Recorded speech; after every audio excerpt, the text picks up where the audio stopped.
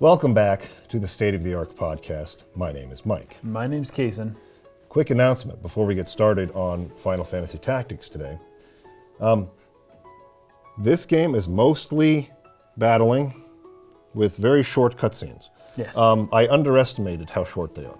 So we can get through this much, much faster than I had originally anticipated. I had originally anticipated 9 episodes. Right. We're going to get through it in 5. That's awesome. So because of that, it's time to vote already on the next game that we are going to cover after Final Fantasy Tactics. Now, we were talking about what we wanted to do next. The big one, the next big one, is going to be a sequels of Resonant Arc, State of the Arc sequels podcast where we do either Xenosaga, Nier Automata, or Mass Effect 2. Yeah. So that vote, that poll, is available now on our Patreon and Subscribestar. So there you go. That's up. Check out the links in the description. You can go participate in that if you'd like. Now. And donate to Patreon. Oh, yes. That's actually how you can participate. That's how you participate. Or Subscribestar, however you want to do it. That's how you participate. That's how you get to vote in the polls. That's where they'll be. That's where they'll be posted. Details in the description. Yeah. Okay, so, yeah. The way that we're going to be breaking this up for the remainder of the game is we're going to cover 1 chapter on every episode. Yeah. The game is broken up into 4 chapters. We didn't quite finish Chapter 1 last time, so we will get through the end of Chapter 1 today, all the way through the end of Chapter 2. Next week will be Chapter 3. So if you're for those who want to know where to play up to for next week, you got to beat Chapter 3. And then the following week will be finish the game. Chapter 4, which is the end of the game. Yeah. Exactly right.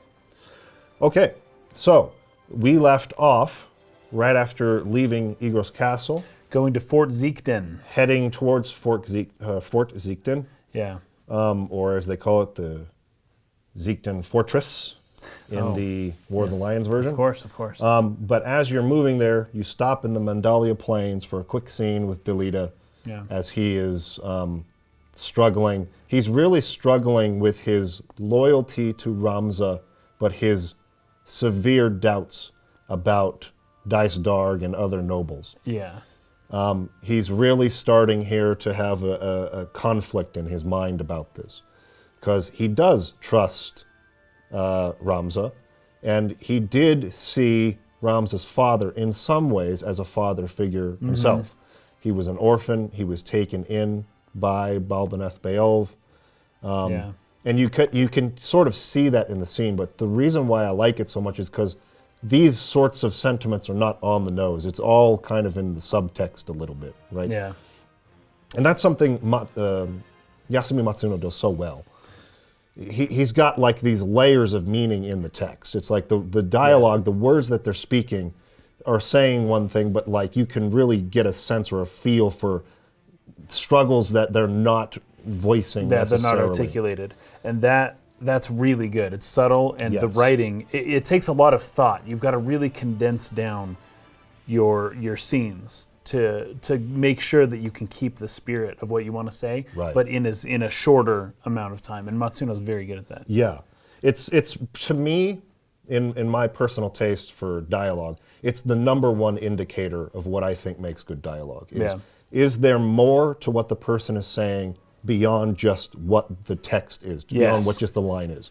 And that's, Now, in a film or even in a modern video game, you can evoke those sorts of sentiments through the facial performance. Yeah, or the voice performance, tone of voice. But to be able to get that across through text only with very basic animations is an even greater challenge. You got to be a good writer. And my goodness, he pulls it off in this game all the time. So I think it's exceptionally well written. So there's a couple of, there's one particular difference in the text between the PS1 version, which you're still looking at, and the War of the Lions version, which I'm looking at. They turned this into a full, like, one of the new styled cutscenes. So it's not just that, typical like bird's eye view as they sit there and go back and forth. They actually have like a fully fleshed out scene here where Ramza comes up and he's like, hey, I know Algus words are troubling you, Right. And Delita is saying something to the effect of, I can't do anything, like I'm useless because of my station, because of my birth, Right. because I don't have any rank or any status in this society. Like, I can't do anything. And Ramza tries to say something like, well, if you endeavor enough, or if you try hard enough, like you can do anything, which is easy for him to say as a noble. And Delita's response is something like, will endeavor grant me an army? Like, will trying hard, like, make me a general, I think, in the PS1 version is what he says. Like, you don't understand. You, noble kid, don't understand. I can't do anything in this society. Right. This is what he's starting to realize. The society is broken. And he can't do anything because of it. So at least not by following the rules and doing everything by the book. Exactly. So after he voices that concern, he then picks up a reed, and he's like, remember. And now in the PS1 version, he says, remember how Father taught us to turn a blade of grass or a reed into a flute?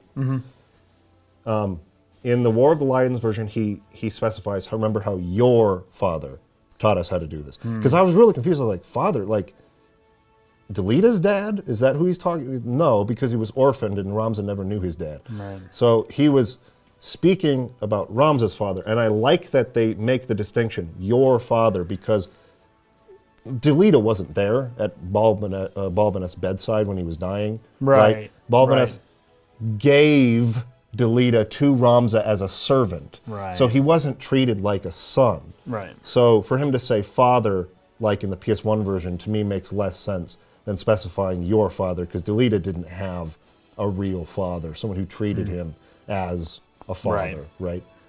So you had a note there. You were saying something. No, that was it though. Just that he said father. I know in the Japanese, often people will call or refer to other people in terms of endearment if they're close enough to them, right? And they'll use familiar terms. And so they the PS1 version may have just been like a direct translation from the Japanese, instead of localizing it to be more familiar with what Western people would recognize, which is what they did for War of the Lions. Yeah. Anyways, it's a great scene. As always, the scenes are short, they're to the point, they're trimmed, they're like sharp. They don't overstay their welcome. I just really love the scene direction. It's phenomenal. Yep. The next battle is at the Lenalian Plateau, or Lenalia Plains in the PS1 version. You meet up with Maluda again, and like the rest of the Corpse Brigade, they're all in shambles, they're on the run, they're being slaughtered by the Northern Knights, the Northern Sky Knights. And, one of her followers is saying, like, listen, we should surrender or whatever. And she's like, no way. Like, if I'm going to die, I'm going to die fighting, kind of a thing, right? So she's not giving in. Yeah. Couple of really quick things. You can go to the tavern and get some more rumors here that are kind of interesting. I'm reading the PS1 version of the rumor here because it gives some actual numbers behind like the casualties that have been suffered, and I kind of like that. So it says, it was revealed that the main group in the Death Corps, or Corpse Brigade, the thieves, were close to annihilation due to the joint effort of the four groups of the Knights. According to the official reports, the total number of thieves apprehended by the plan added up to approximately 700, and the death toll was approximately 3,000. So 3,000 of these Corpse Brigade people have been killed. Weigraf, the leader of the Death Corps, is yet to be apprehended, but the Hokuten stated that it was just a matter of time. So they're on the brink of being completely routed at this point. Corpse Brigade, it's just a matter of time. They're going to be wiped out. Also, it has another rumor about King Ondoria's health. Of course, he's called Amdolia in the PS1 version. Amdolia. Okay. Spreading throughout the capital, the rumor of the failing health of King Ondoria is spreading throughout the capital. Since his collapse during Orinus' birthday celebration, we've been told that he was on his way to recovery, but the discouraged faces of his close advisors tell otherwise. With an official guardian for the prince yet to be named, the queen is certain to clash with the elder statesman over his guardianship. So it's really brewing there behind the scenes, the beginning of what's going to become War of the Lions, right? Yep. So anyways, you fight Maluda, you kill Maluda in this battle, and as she lies dead, I found it interesting that Ramza continues to struggle to understand, like, why is this necessary? Well, because he told her specifically, he says, I don't want to kill you. Yeah. And we had met her previously and let her go, right? Yeah. And then here she is again, and she won't, like, I don't want to say we don't have a choice, because I guess technically, in reality, he would have had a choice. Sure. But within the confines of the game and his position and what he's trying to do and how it's us versus them, he feels as though he didn't have a choice. And yeah, that's really, like, really hard for him. It's starting to eat on him. Eating at him. Do I have a choice? Is the world fated and destined to just this death all the time because we can't get along? Isn't there another way? Yeah. And Delita, on the other hand, is starting to really question what has he become? Because he's killing commoners like himself who have the same feelings he's now having about the nobility and the broken nature of the society. Yeah. And he's full doubt mode now. It's just like, I don't know what I'm fighting on this side for. Like, this is not right. So he's really struggling. Then you move to the Fovoham Wild Flats. This is where Weigraf is arguing with Gragoroth. I have no idea what his name was in the PS1 version, I forget. But about why he kidnapped Tietra again, or Tietra. Again, Weigraf is very against these sorts of methods. Kidnapping is like not part of what they do. People under him are starting to like go over him and make decisions that he wouldn't like. Yes, and in part that guy was just in a tight spot, right? Yeah. He was like, I needed to get out of there. Yeah. They had, or what he thought was that he had taken a Beowulf. He mistook Tietra for one of the Beowulf house. Yeah. And so he was like, again, we've got to ransom these people to like get the funds to be able, because like our people are starving. Like we just can't survive like this. Yeah. So they argue about it for a while, and Weigraf tries to bring him back to understanding we're not fighting just for food on our tables and for our immediate future. We're fighting for our children's future. And like if we have to die to like cause the ripple that will make that happen in the next generation, so be it. But like that's what we're fighting for, and nobody under him can really see that. They're all concerned about themselves. Right, exactly. And so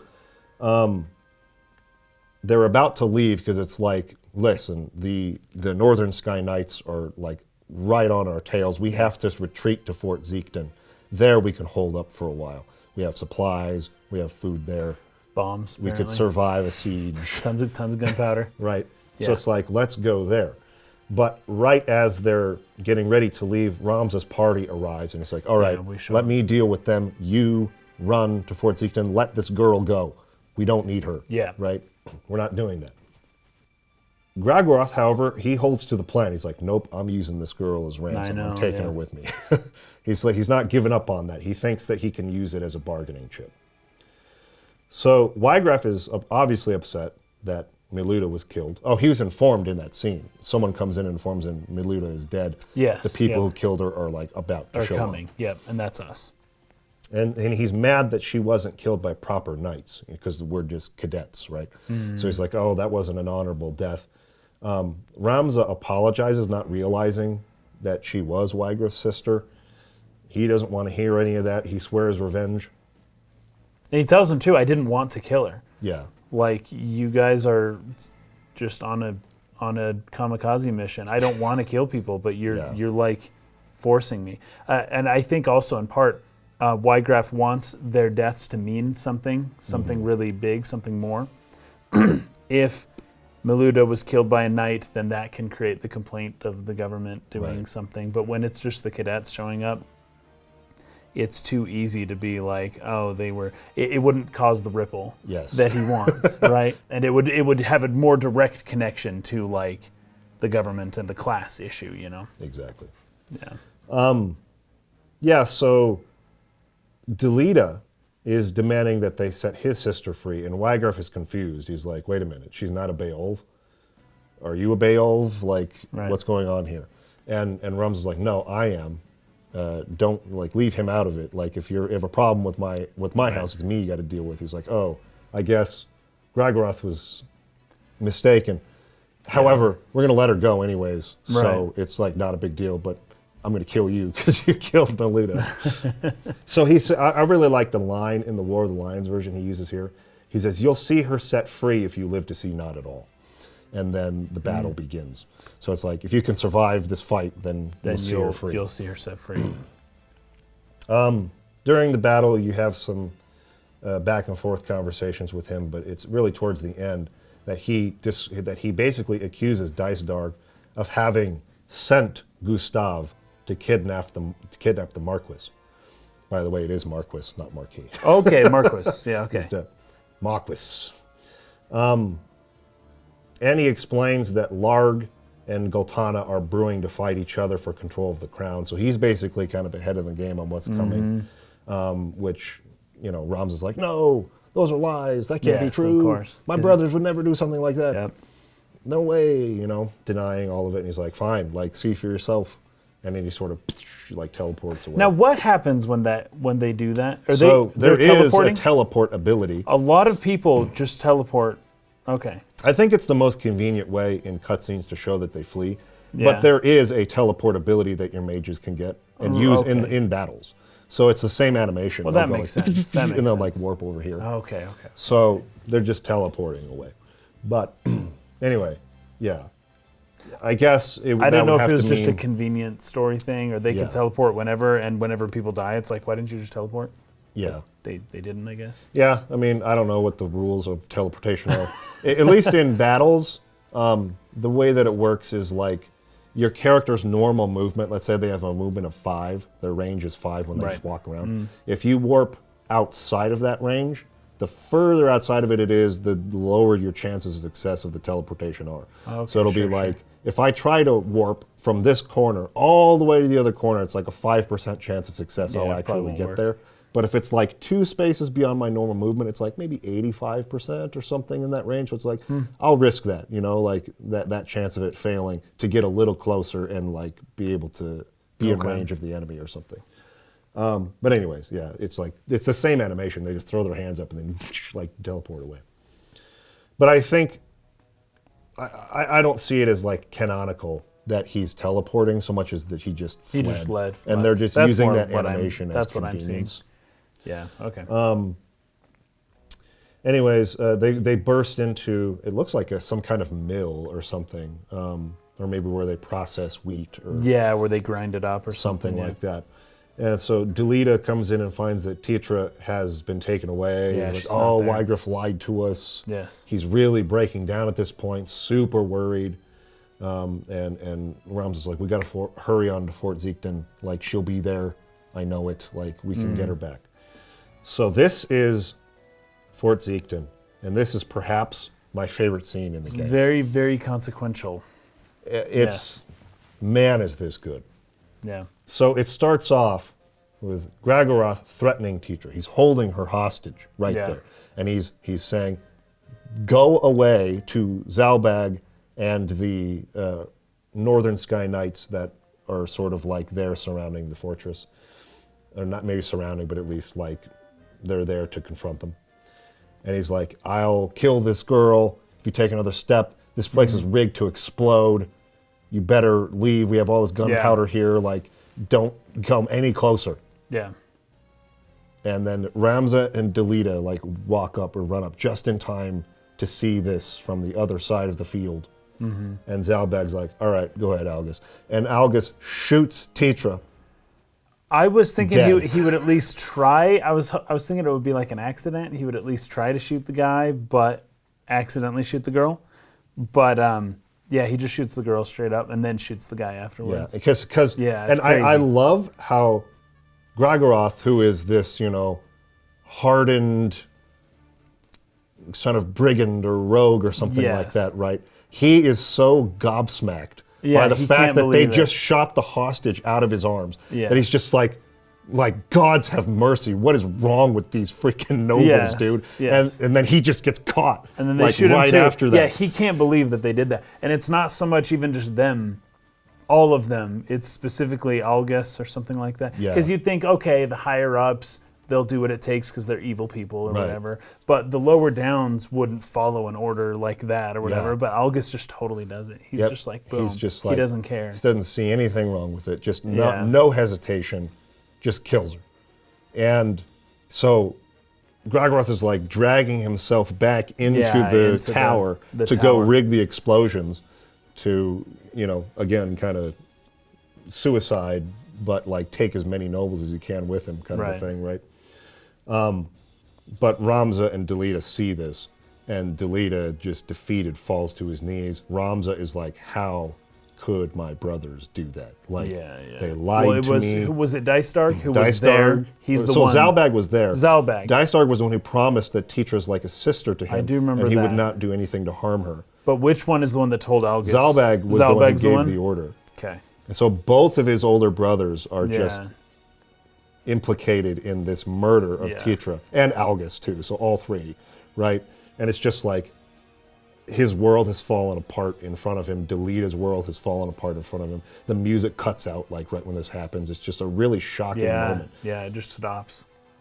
And so then a knight comes up and tells Zalbag, Weigraf is about to show up with a bunch of soldiers, like we need to go meet them in the field. So Zalbag's like, all right, sweet. So he leaves to go engage Weigraf and leaves the rest to Algus there at Fort Ziegden. And now we have some really, really good dialogue between Algus, Delita, and Ramza here. They're basically battling each other philosophically while they're battling each other on the field. Yeah. Delita in particular just goes into a rage and just goes straight after Algus, and they're kind of like battling. And then Ramza, he's doing whatever you tell him to do in the fight, I guess, but he's sort of like trying to talk and trying to understand why on earth he would do something like this. And Algus says something like, it's your fault that you were even here. If you're peasants, you should have been in the town selling flowers. Yes. Or something like that, right? Yes. Where it's like, you're meddling in the affairs. Like, what is it? If you, well, I don't know exactly what the saying would be here, but if you are in over your head, I guess. If you're meddling in affairs that are well above you, you're not likely to make it out. Yeah. And Algus is like, this is your fault. You guys stepped into the affairs of the rich people, and so now you're going to die. And it's not my fault. Yeah. Yeah, it's I ridiculous. really like a lot of the lines. I copied them down from the War of the Lions version. They're just very powerfully written to me. Why did you do it, Argoth? This is Ramza speaking. What moved your hand? And Algus says, your lord brother's orders, Ramza, what else?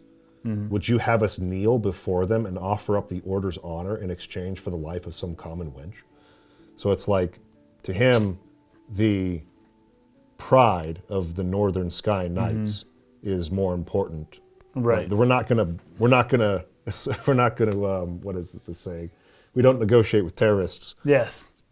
Right. That's exactly it. Is basically the idea here. Yeah, we can't give in. Doesn't mean you shoot the hostage. You just shoot the hostage because we don't care. We're not going to deal with you at all. You don't negotiate. Right. Right. So it's like, it's not just, we leave the hostage to your fate. It's like, we'll just kill her ourselves. I know. This is how little this matters to us. Yeah. You're all dead.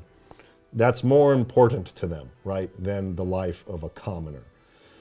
And Ramza responds, she was Delita's sister. And Algus says, is it not time you awoke to the fact that we're different from them? They are of lesser birth and so meant to play lesser roles in life. Such is the nature of fate, Ramza. That commoner and his sister ought never to have been here at all. Had they been mongering flowers on the street corner, she would yet live. So like you were saying, if they had just stuck to their own business and not tried to be a part of this life of, honorable knights and heroes. Very honorable. They would still be alive somewhere, right? So Ramza later on tries to argue that his birth and station was not a choice that he made, right? Like, I didn't choose to be born this way. Right. And Algus's responses here are really interesting. Like, obviously he's a horrible human being. But he makes a couple of fine points here that at least make the dialogue back and forth not just such a one-sided, like, oh, Algus, you're so horrible, you're so awful, like everything you say is despicable. He says some things that, while being despicable, actually cast light on the thinking, like the problem, even that Ramza has, having been privileged within that system. Right. And cast some of the blame for the situation on him too, which I did really like. Well, and Delita in turn also says something along the lines of, Ramza, you're next. Yes. Right? Once I kill Algus, I'm going to kill you because Right. I freaking hate everything right now. Yes. So Algus's reply is, much is there that cannot be done save by your hand. It falls to you to see it so, to act where we cannot. So he's like, stop being absurd.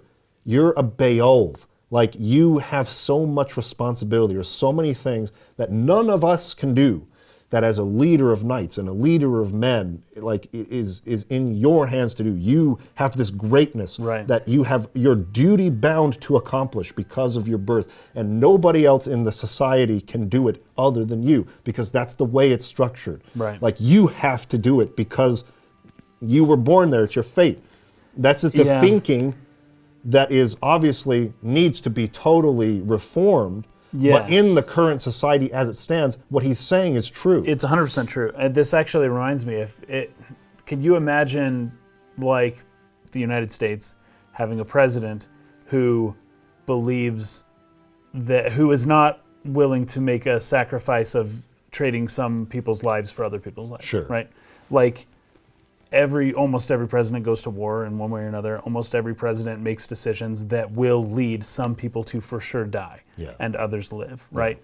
And if you have somebody who isn't willing to make that sacrifice, then you have somebody who is not capable of leading in that system, in Yes. that structure. Right. And you can relate it to, like, no matter which party you belong to within the American or any other country's politics, your leaders likely have sent people to die Yes. in one way or another. Yes. But they would consider that, well, someone has to make this decision, right? Yes. Somebody. In a democracy, we vote for who does it. In this way, it's just if you're They're born right, you into do it. it. Right. But somebody, it's accepted that I don't know if this is true, but it's accepted that someone has to do it. Right. Quote, right? As long as this society, as terrible as it is structured in the way it is, then what Algus is saying about what Ramza's role in it and how important it is true. It is true. But the And if point of the Ramza game doesn't is, make those decisions, he's neglected his social duty. yeah. But the point of the game, as we're going to go along with it, is that society needs to be restructured. That society sucks. That society has got to be changed. Go away, This is not that society. right. Yes. Right? So Ramza responds to that and says, I will not be made a puppet. And Algus says, you, a puppet? Don't be absurd. The puppets stand before you, Ramza. Long have we danced for House Beowulf that it might reign on history's stage. A dance that serves our ends, to be sure. The Beowulf name is our shield, behind whose aegis we've long thrived.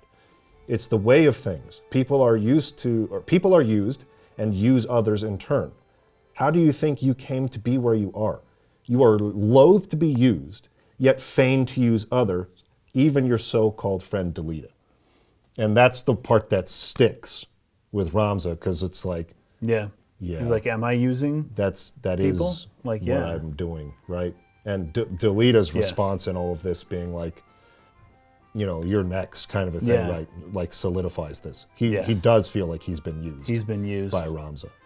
And that what Algus said there, though, like the fact that the Beowulf name is a shield and it provides protection for other people who are, putting themselves up for this great thing that is being created that has to make these tough decisions, right? But that it's a thing that other people belong in this too. If it just breaks, if the Beowulf name isn't a big name anymore, then a lot of people who feel attached to it or who've made their names around that particular structure of the name, the Beowulf people, the house, the knights, whatever it is, then those people all kind of lose their hope as well. And honestly, this would be similar, again, modern politics, to like if you're an American, it's the American military, right? They're the ones that protect the freedoms and all that stuff. There's some typical things that you would say, oh, they're the shield that enable us to live our normal people lives, right?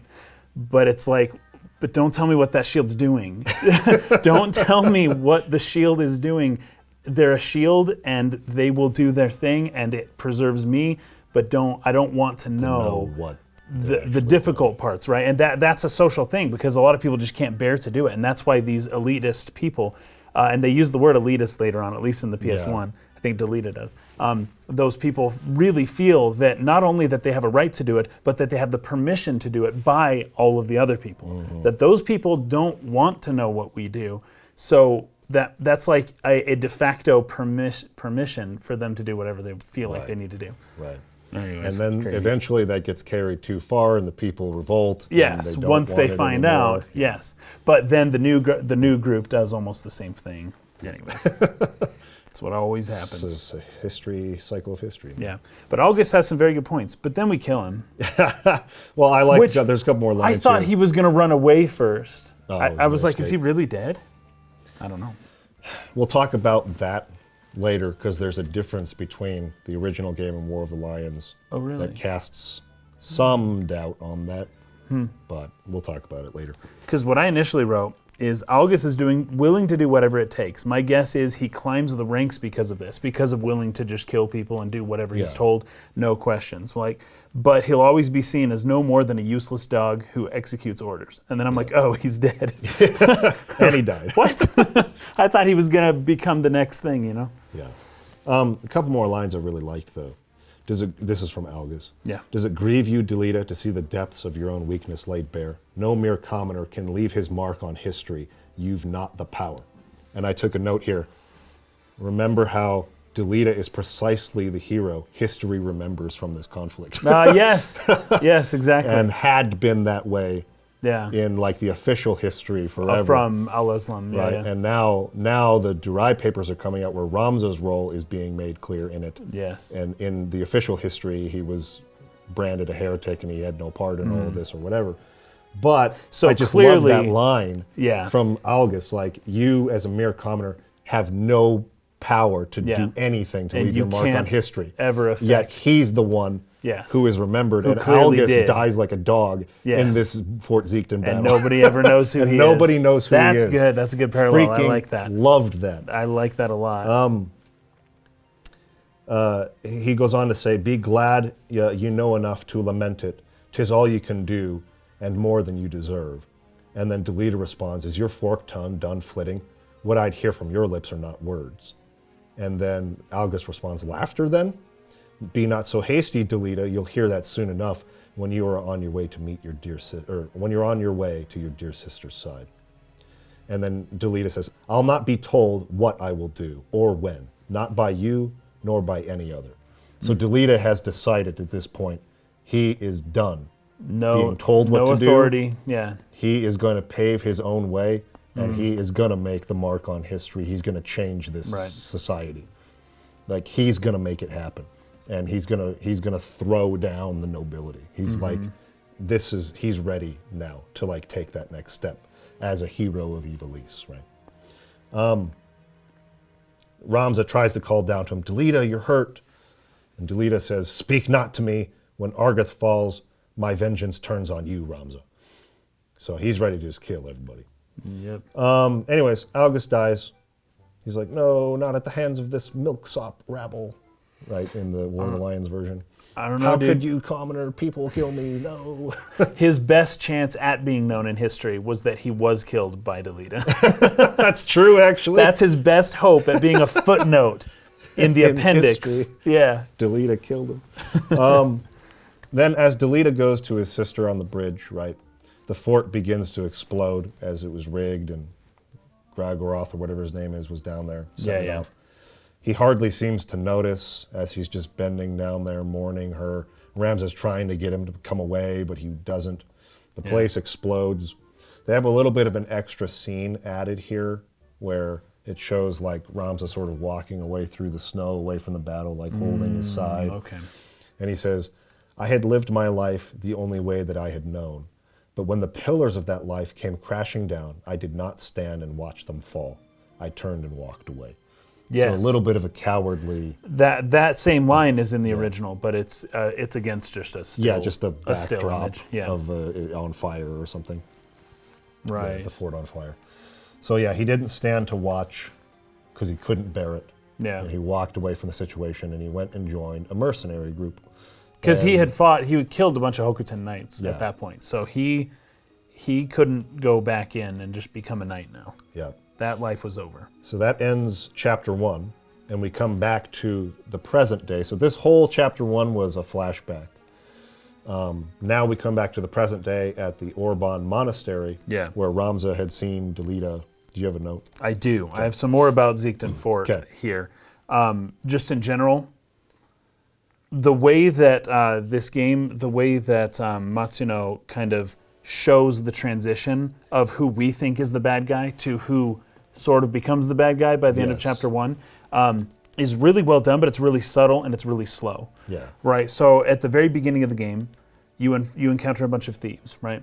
They're pretty basic thieves. Yeah. Right. You go kill them and you don't feel bad. They're bad. They steal. They hate you. They want to fight you first, and then you go fight them and you win. Right. You're defending the realm against brigands and rogues. And you really feel that way. Yeah.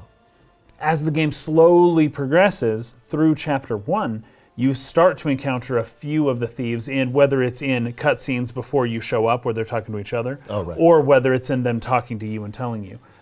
You slowly start to see little glimpses of life isn't fair, this isn't right, you know? And you don't know whether to believe them or not. Right. Basically, you're just like, yeah, whatever. All thieves say they're innocent when they're in prison or whatever. All prison inmates say they're innocent, something like that. So it's like, okay, fine. They think that they're doing the right thing, but they're stealing, so they're bad. But then you keep fighting. You keep finding more and more of these people, and you slowly get introduced to like Weigraf and his wife Midora. What was her name? His sister Miluda. Sorry. Sister, Miluda, that's it. And Miluda and others, as you slowly start to learn more and more and more about what this group is doing and how they're rebels and what they're rebelling against and where they came from, everything slowly starts to turn, but this is the moment where it all becomes clear, basically, where it's like, it's over, you know, because you wouldn't know. I mean, you would expect, based on the dialogue, that there was some foreshadowing that like, oh, Delita's sister's going to die. Mm-hmm. That was pretty clear early on. But you didn't know. You could still have hope that maybe at least one of the brothers of Ramza was like going to be good and was going to be upstanding.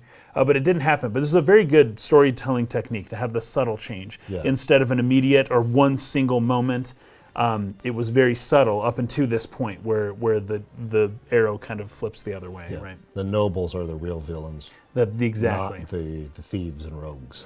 Yeah. Yeah, I agree with that. Oh, and also... Well, no, this was just general. August says that everyone uses everyone else. They all use each other. But that's a very unemotional way of looking at things, right? So it seems like he has a complex or some type of sociopathy or something where he doesn't feel attachment to people. He just sees people as objects or tools to be used. And it's just like, that's just the way it works. That's the way that the society is structured. It's not like he was probably raised August to think is that. Evil in the sort of like typical sense. Like he was born evil. Like he's malicious necessarily in it. He was raised to think as much as he's just been raised to think this way. But even the nobles he sees as tools and stepping ladders. I feel like it's a complex. It's a weird... it's an awful, I guess, compass of morality to have. But it's like one that he inherited, not one that he developed necessarily without the, the terrible influences of the outside. It's not like he was just inherently that way. He developed this way, and he does have this cold sort of like way of talking about it. That's just like that really kind of strikes me almost like the line in Xenogears, "This is reality, let's go," right? Yes, it's like this is just how it is. Like stop fighting against reality. It's fate. Yeah. Now, that's not the truth, but it feels like the truth to those stuck in the system who can't do anything to change it, which he is one of. Yes. Algus can't do anything to change this. Ramza could. Daisadard could. Larg. The king could. Yeah. These people have the power to change things, but why would they be motivated to do that? It serves them. Right. The people with the power to change it are the ones that have no motivation to change it. Algus can't change anything, so he accepts it as it is. Delita doesn't accept it as it is. And Ramza doesn't accept it as it is. And what they're going to be doing for the rest of the game is working to throw this down and totally rebuild it again. If Algus had simply lost his noble heritage, he would have fallen in line with Delita immediately. Immediately. Exactly. He would have agreed with Delita and said, yeah, let's change it, because everything's a tool for him, and he's motivated to become something, right? Yeah. So anyways, that ends chapter 1. Yeah. As the opening act of the story, this was all about setting up all these things we're talking about. How broken the system is, how conniving and self-serving and evil the nobility has become, how power-hungry and corrupt they are, the fact that everyone who suffers from these choices they make to go to war for 50 years are not the nobility. They don't suffer any of the consequences of that. They never it's do. just the people who do. And this needs to be totally reworked. It needs to be destroyed from the foundation and rebuilt again as something different. And I like that they frame that theme of the first act through the friendship of Ramza and Delita. And see the conflict coming between two friends on opposite sides of it. They grew up together, but they can't really understand each other. Yes. Yeah. And they can't really walk the same path. Right. Because of their birth and station. And they're going to try to approach fixing this from very different angles. Now, chapter 2. Chapter 2 is titled The Manipulator and the Subservient. Yes. Which is another way of saying the master and his emissary. Yes. Like there's that book, I mentioned it on one of our Patreon podcasts, but the book, which is essentially, the book is by Ian McGilchrist, but it's essentially a reference to the master and then the emissary who thinks that he can usurp and become the master too, but is ultimately not at that level. Yes. Right? Anyways, it's great.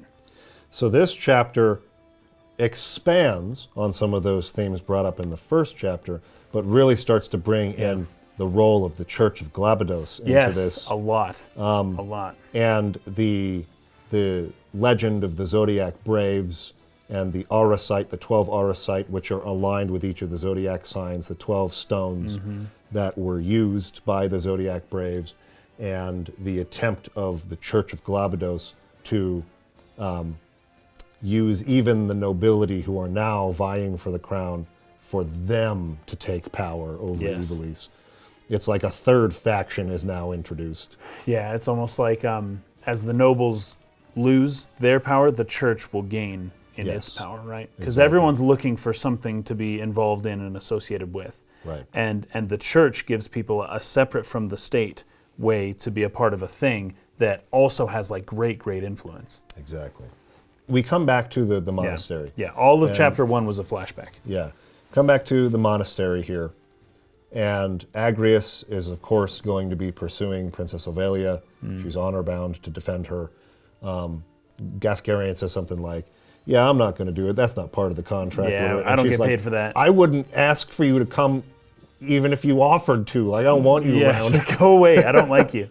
Yeah. But Ramza is adamant, like, please let me go. Yes. Because he wants to find out what happened to Delita. And Gafgarian knows this, right? Because Gafgarian's like, wait, did you know that boy? And we won't say who it was. Yeah. But Gafgarian's like, all right, I'm coming too. Yeah. Gafgarian, as we'll learn here in a minute, the whole time was hired by Dystarg to kill Ovelia.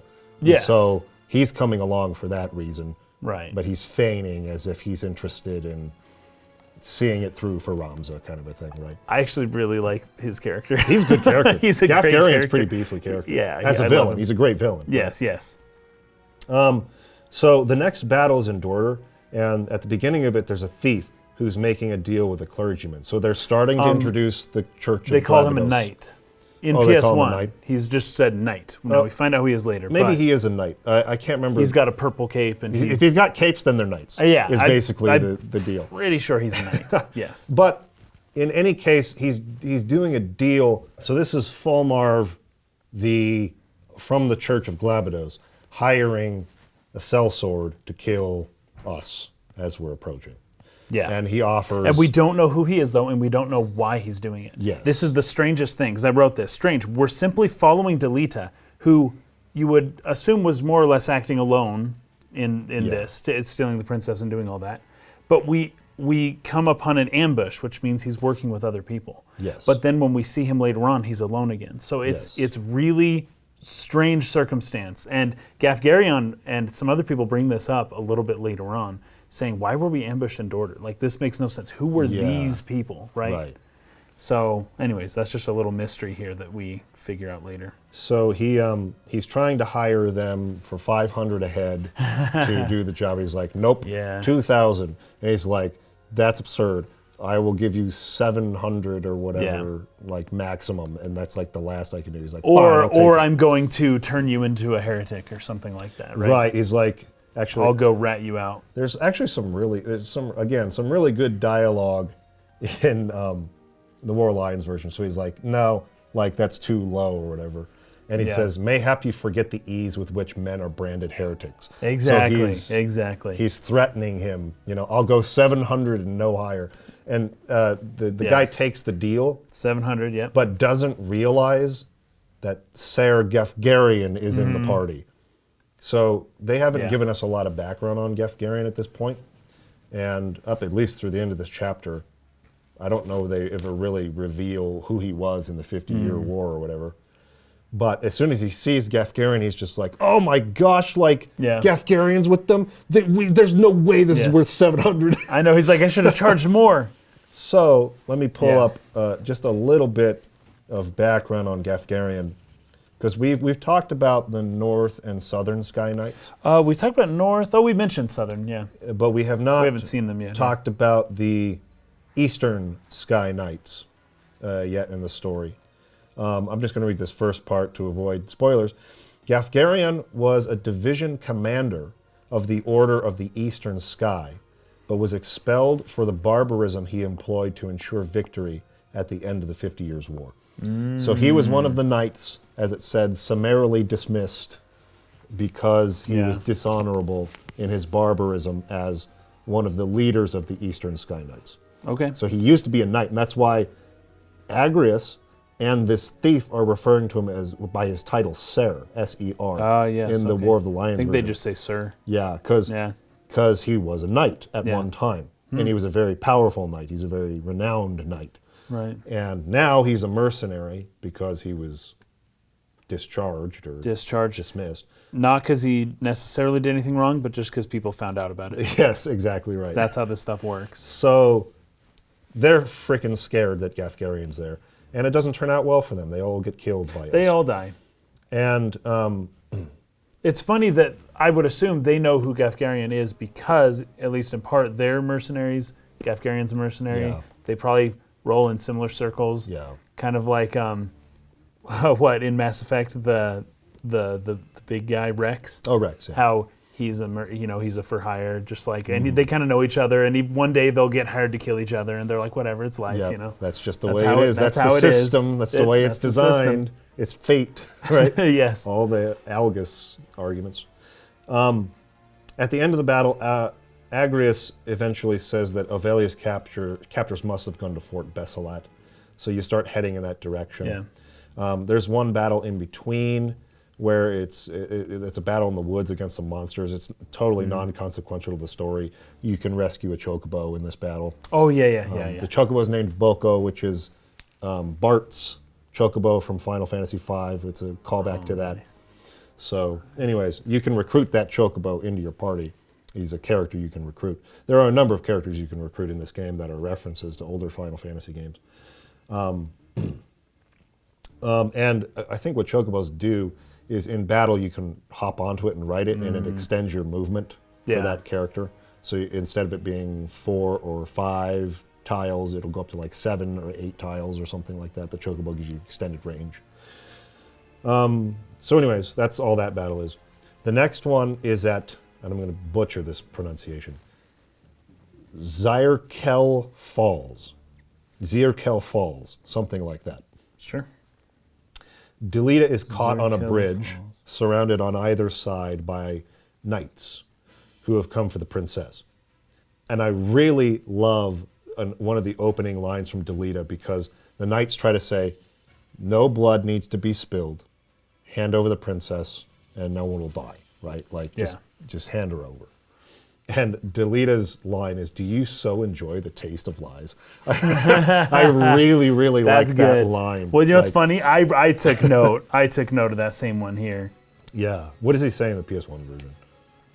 Did you copy the quote, or just did you? I don't think I copied the quote. Okay. I just said, I love how the next scene we see of Delita is the Hokuten. So the last thing we saw of Delita was the Hokuten killing his sister, right? Yes. That was the last time we had seen him, really. Yeah. Now, the first time we see him again, it's the Hokuten telling him they'll spare his life if he only gives them the princess, right? Yeah. He doesn't believe them at all. In fact, it probably reminds him of his sister and makes him even more upset. I think that's very realistic, because the same people who just broke their promise and now they're making you some other promise that they won't kill you after they killed your sister, based on after the same type of promise. It's like mocking. It's just laughing at him. You can tell where his mind is at, where it's like, that does nothing for me. Yeah. You don't promise me that I know you're going to kill me. Don't even say, like, let's go to the next stage in the deal, right? Because that's not happening. Right. So he says, do you... By the way, the Japanese is Zeirchele. Zeirchele. So this would be so Zeirchele Falls. Zeirchele Falls. Zeirchele. So it's Zeirchele Zeirchele Falls. That's such a hard word to pronounce. That's difficult. Anyways, Delita says, do you so enjoy the taste of lies? Your orders are to see the princess dead. And once I've watched you feed the falls her blood, I'm to believe you'd let me live a witness to your crime? Right. So Delita's not having it, right? No. He also knows, now you brought up the fact that they're Hakuten knights, but in the first battle in Orbonne Monastery, Agrias identified them as Southern Sky Knights. She identified them as Golgollada's men. That's right. Wait. So this is where this was kind of confusing for me, and I don't think either script does the best job at explaining this. Yeah. But the War of the Lions is a little bit better. Well, I'm sure. So we'll rely on that, but it's still a little hard to like get a beat on what Delita is saying when he reveals what's actually happening here. Yeah. So, anyways, we arrive.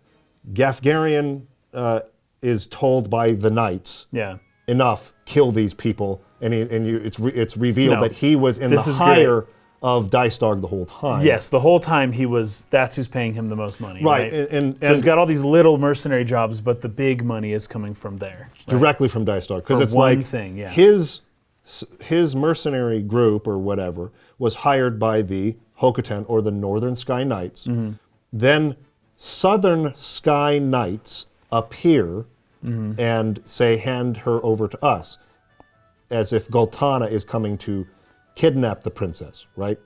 So both sides are making a show of their attempts to preserve the princess, while the other side is trying to kill the princess. Yes, they're both saying that. So I'm just going to describe what actually happened here. Those Southern Sky Knights are not Southern Sky Knights. I didn't think so. They're Northern Sky Knights disguised as Southern Sky Knights. I didn't know they were that, though. That's interesting. To kill Ovelia and blame it on Goltana. Are you sure? Yes. Okay, So this is how it is revealed. Gafgarian steps forward and says the princess is an obstacle to the throne. So long as she lives, the threat remains that someone could assert her claim above Prince Orinus's. 2 heirs are one too many. Now, the reason that Ovelia has a claim to the throne at all is because she is King Ondoria III, the dead king. She is his half-sister. She was King Denamda IV's last daughter, very young. Big age difference between Ondoria, who was like 35 when he died, and Ovelia at this time, who's like 15. So there's a big age difference between them. Now, King Ondoria's first 2 sons were assassinated by the Council of Elders secretly. It was said that they died of malady, but they were actually poisoned. Right. Yeah, this is that's the revealed a likelihood, little bit later by the Cardinal and Fulmarv to Princess Ovelia when they talk to her in the dungeon later. We'll get to that scene in a minute. But they were assassinated. Okay. And this is because they did not want Queen Loveria to continue to have power. They wanted her ousted. So what happened is, because Ondoria was on death's doorstep, in order to name a successor, he took his half-sister and adopted her as his own daughter. So Ovelia was adopted as Ondoria's daughter and given the heir, or adopted as the heir to the throne. So she would be the next heir. But then the queen, Loveria, had another son, Orinus. And then Ovelia was sent away to the monasteries. Yes, yes. And Orinus became the heir and ruined all the plans.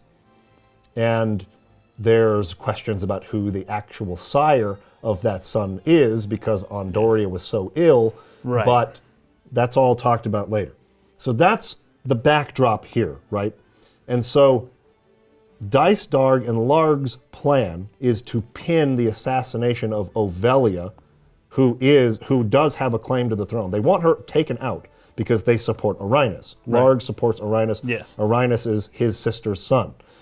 But Ovelia has a legitimate claim. So they want her dead, but they can't just assassinate her. That would make them look bad. So they're trying to pin her assassination on Golgollada the other people instead. Okay. So they sent knights of the northern sky to kill her in the guise of southern knights. In the PS1 version of this, Delita says, "Since you're going to die, I'll let you help me. If the princess is kidnapped and killed by Golgollada, they'll be rid of her and his rivals." I'm sure that's how Prince Larg wrote the scenario. No, Dysdarg probably wrote it. That's Don't you from agree, Delita, Ramza? not from the princess. Yes, Delita is saying this. Okay, yes. And it's confusing who he's talking to. It's like, is he talking to Ram? He's obviously talking to Ramza by the end of it. But, okay, so here's the part, here's the version in War of the Lions.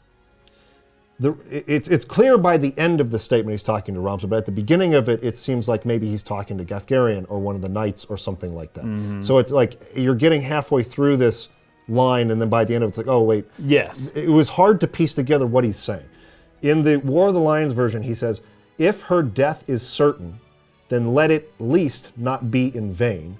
Kill her if you must, but let it be held she was taken by Golgollada's men. Do that, and the stroke that fells a problem princess at once brings down a rival lion. This is where it was. Okay, this is where you got that. Okay. Interesting. That was no doubt Larg's plan all along, or was it his? Such a plot has more the feel of Dysdarg's thinking. Would you not agree, Ramza? So they it say does seem something similar. like he's really talking to Gafgarian the whole time. He just brings Ramza in at the end when he's like, or maybe your brother, huh? Help me out here. Like, which one of your brothers do you think did this? Help me in my discussion with Gafgarian. But what he's doing here is he's describing the thought process of Larg and Dysdarg. Yeah, yeah. And it's hard to read because that's not revealed until like 3 sentences into the paragraph. Yeah. What he's doing is explaining a rationale. He's not explaining his own thoughts. Yes. He's explaining Larg and Dysdarg's thoughts. So if you look at it in that context, it's as if Larg or Dysdarg is saying if her death is certain, then at least let it not be in vain. So they're saying Ovelia has to die, but if she's gonna die, let's at least take out a rival in 2 birds with 1 stone kind of a deal. Right? So let's at least not let Ovelia's death be in vain if she has to die because we support Orinus. Kill her if you must, but let it be held she was taken by Golgollada's men. Do that, and the stroke that fells a problem princess at once brings down a rival lion, Golgollada. Right? That was no doubt Larg's plan all along, or was it his? Such a plot has more the feel of Dystarg's thinking. Would you not agree, Ramza? So he's explaining the plan. Yeah. I didn't get that at first. It's because it's not that well written, but, to be honest. But good. That makes sense. Okay, so that's where you got that, and that makes perfect sense. That makes perfect sense. So, because it also seemed possibly a little bit that that Delita was with those Knights of the Southern Sky when he was riding with them. But he breaks off and goes somewhere else. He breaks off because he knows the plan, and he's going to subvert it. He screwed up the plan. Which is why Gafgarian is confused when he goes back and talks to Dystarg. He's like, that guy you hired to abduct the princess, he like bungled it. Who is this person? Like he completely like went rogue on this. Right. And Dystarg explains, my men were found dead. Like, I don't know what you're talking about. So Delita killed all of them? Delita inserted himself into this plan and subverted the plan. Mm-hmm. On whose orders, we don't know quite yet until the end of the chapter. Well, we find that out later. But that is one of the things that I'm looking at here, is that, now, I don't know, we'll get to that. We'll get to that scene. Get to that scene. Okay, so Gafgarian responds to this, that one has the right of it, Ramza. Come, let us earn our pay, right? Well, he's right. Dystarg's the one who set this up. So let's go. Let's earn our pay. Who says that? Gafgarian? Gafgarian says that. Okay. So my favorite thing ever in this game so far is when the knight, one of the Hokuten knights, tells Gafgarian, says, kill them all. And Gafgarian says, I don't know what's going on, but it's in the contract. That's very different between the two versions there. Oh, is it? Because he says, I don't know what's going on in PS1, but he does know what's going on because he's been hired specifically by Dystarg to do this. Oh, okay. So he should know exactly what's going on. Well, okay, so this is quite different. But I love the twist on Gafgarian that they give him here, because you think you know him pretty well because it's like, oh, he'll do whatever for money, right? Yeah. So that makes him an immoral person, right? Because he'll do anything for money. Yes. But as chapter 2 progresses, I really start to like him a lot because he is very much, in like a moral position relative to everybody else. And you see it especially when he talks to, I think it's Dystarg later on. Yeah. But here it's great because he'll do whatever for money. But then, Agria says the kidnapping is a sham. What did it say in... Yeah, because it's a sham because what they really wanted was to kill her, not to kidnap her, right? It's like, oh, so this was a farce because she doesn't understand what's happening. Because that line might give more information also. Gafgarian, that one has the right of it, Ramza. Come, let us earn our pay. Ramza, I like this line. No, not again. I will not watch as sacrifices are made of the weak and innocent. She will not be another Tietra. Yes. So he's saying Ovelia will not be, and I like that you brought that up at the beginning. Delita not trusting the knights, remembering back to Fort Zeekton, what happened to his sister. Ramza it's as like well. They're about to do that to Ovelia. Yeah. He's not going to let them do that. Ramza's not going to let them do that to another Tietra, right? They both learned their lesson. I think it's up, though. Oh, here we go. It was a ruse. So Gafgarian, okay. So Agrius, okay. The knight says, it seems we're no longer alone. Gafgarian, kill them all. Gafgarian says a change of plans, but a contract is a contract after all. That's less funny. Yeah, because like I don't know what's going on is funnier. It's funnier. But here, it spoke more to his moral character. It's not accurate to his knowledge of the situation, because he knows what's happening. He's directly in contact with Dystarg. So a change of plans, right? Like it's going differently than the plan. But a contract is a contract after all. And then Agria says, you would betray us now? And he says, betray you? You have a viper's tongue, milady. I betray no one. I am in the order's employ. They, meaning the knights here, are of that order, right? My task was to see the princess safely abducted, and theirs is to see the one responsible silenced. And she says, you mean to say the kidnapping was a ruse? And Gafgarian says, the princess is an obstacle to the throne. Yeah. And we already read that part. So I was wondering if the kidnapping is a sham line gave more direct info as to how this was all a setup, you know? Yeah. Okay, so let me see. So then are we going to... What do you got next? So we just, after the battle was over, right? Okay, well, during the battle, you fight Gafgarian. There's a great exchange between Gafgarian and Delita that I think is really revealing. Yeah. So at first it's funny because Gafgarian's like, nobody would do this without getting paid. So he's basically saying, Delita, who's paying you to do this, right? And Delita's like, nobody, I'm just working alone. And Gafgarian's like, yeah, freaking right, nobody does this stuff without getting paid. Who's paying you? And it starts out funny because it's like, Gafgarian, you always think everyone's getting paid. But he starts to make some really good points. Like, you're going to great lengths, there's weird stuff going on, someone's behind you. And he finally gets Delita, and Gafgarian says, hey, I'm looking to get money, but someone's in my way. Who is it? It's not just you. And so he says, who's in my way? And Delita says, I won't tell you. And so that's almost basically an admission. So it starts out as Gafgarian being silly, and it turns into, he's got a really good point. Why would Delita, why is any of this happening? What's the real reason? And Delita's not alone here. And he more or less admits that. Like, I'm not alone. That's true. So Gafgarian can get to the heart of the issue. And then I like this too. The princess, this is at the very end, but the princess asks Delita, are you an ally or an enemy? And Delita says, I'm a human. I'm a person, right? Meaning that, like, you can't trust anybody. I'm just a person. I don't know. Take that for what you will. He has a very jaded and cold sort of like temperament with her throughout the game. It's like he's not trying to coddle her or like be sympathetic to her feelings. No, but there's one scene. I can't remember if it's chapter 3 or not. Maybe it's in chapter 3.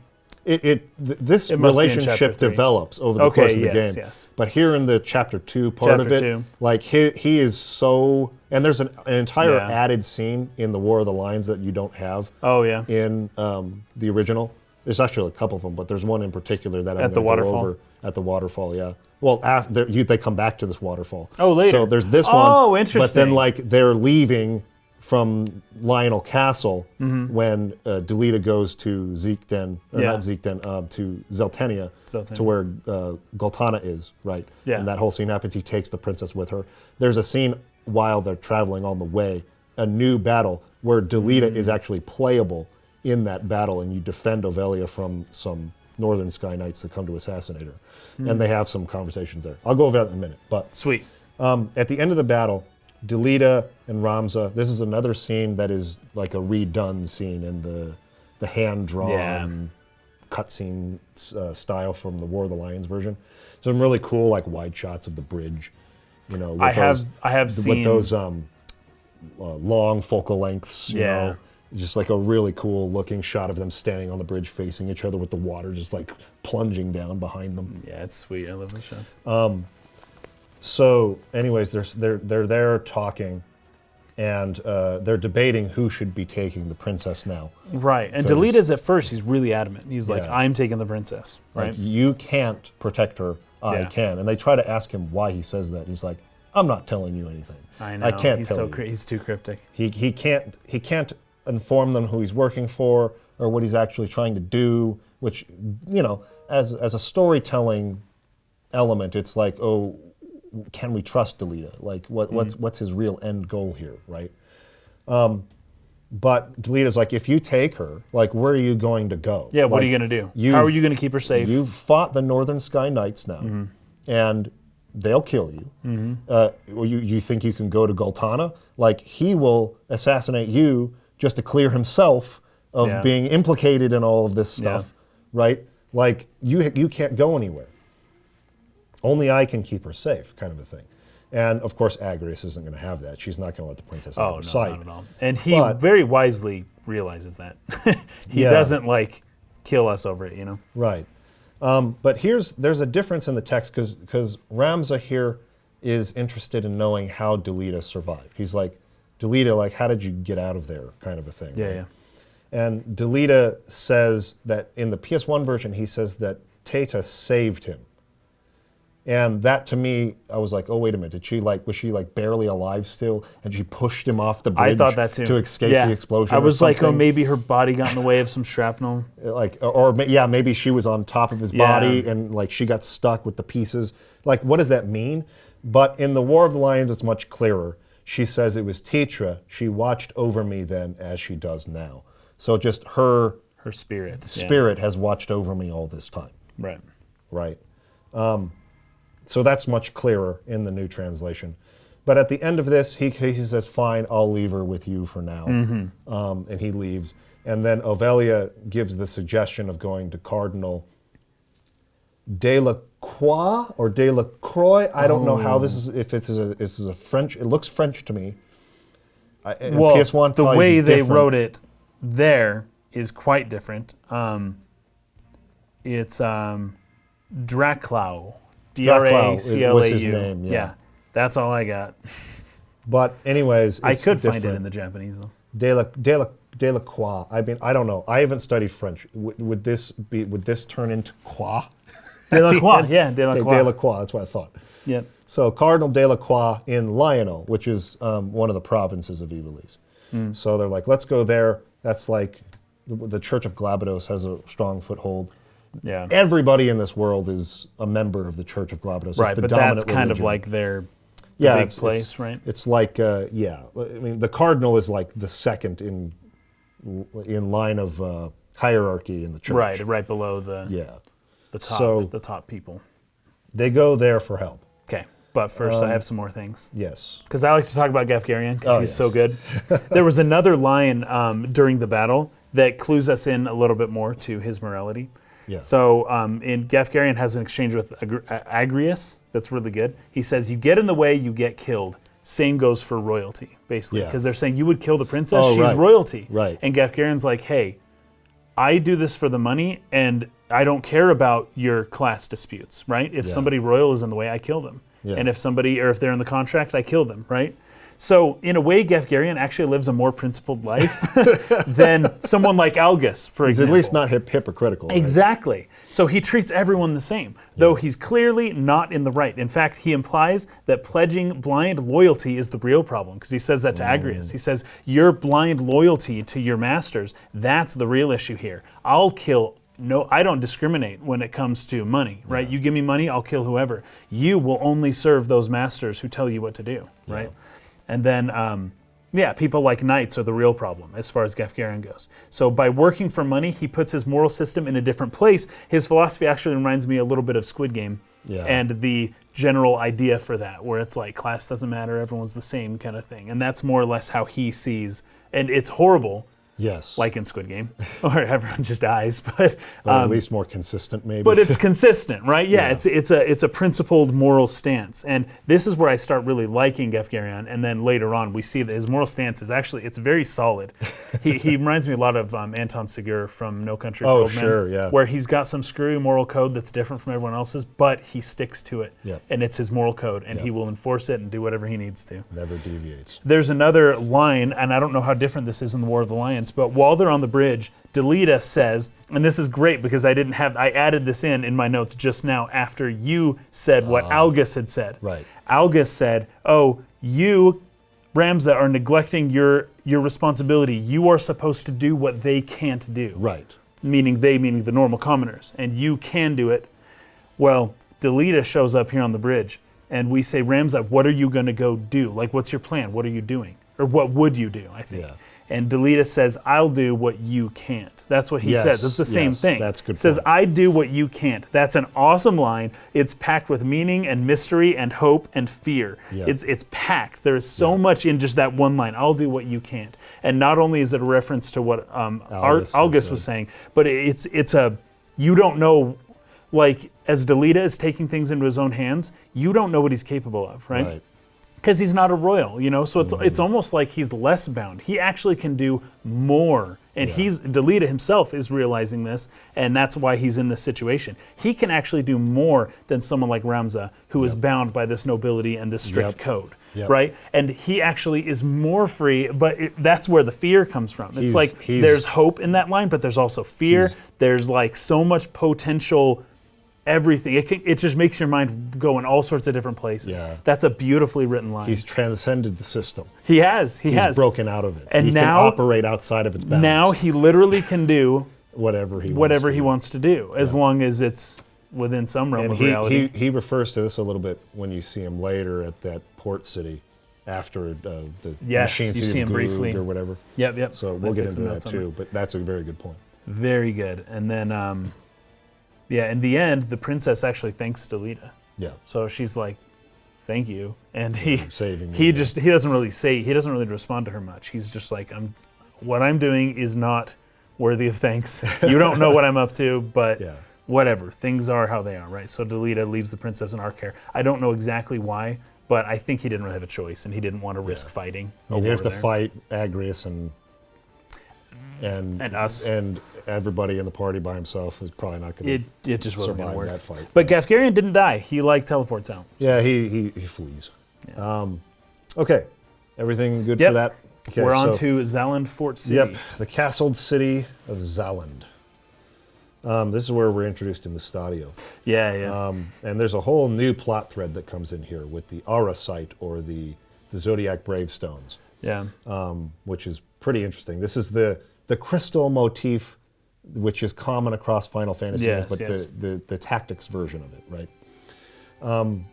So he's cornered by a bunch of warriors. They're asking for the Aura site, the stone that Right, he the carries. stone. He denies that he has any stone. They say, well, we have your father, and you better hand it over or else something bad will happen to him. And then he jumps up onto the wall. I have a message for your keeper, Ludovic. Tell him that if he lays so much as a finger on my father, he'll never see the Aura site again. So he knows that they know that he has it. Yeah. But he's not giving it up.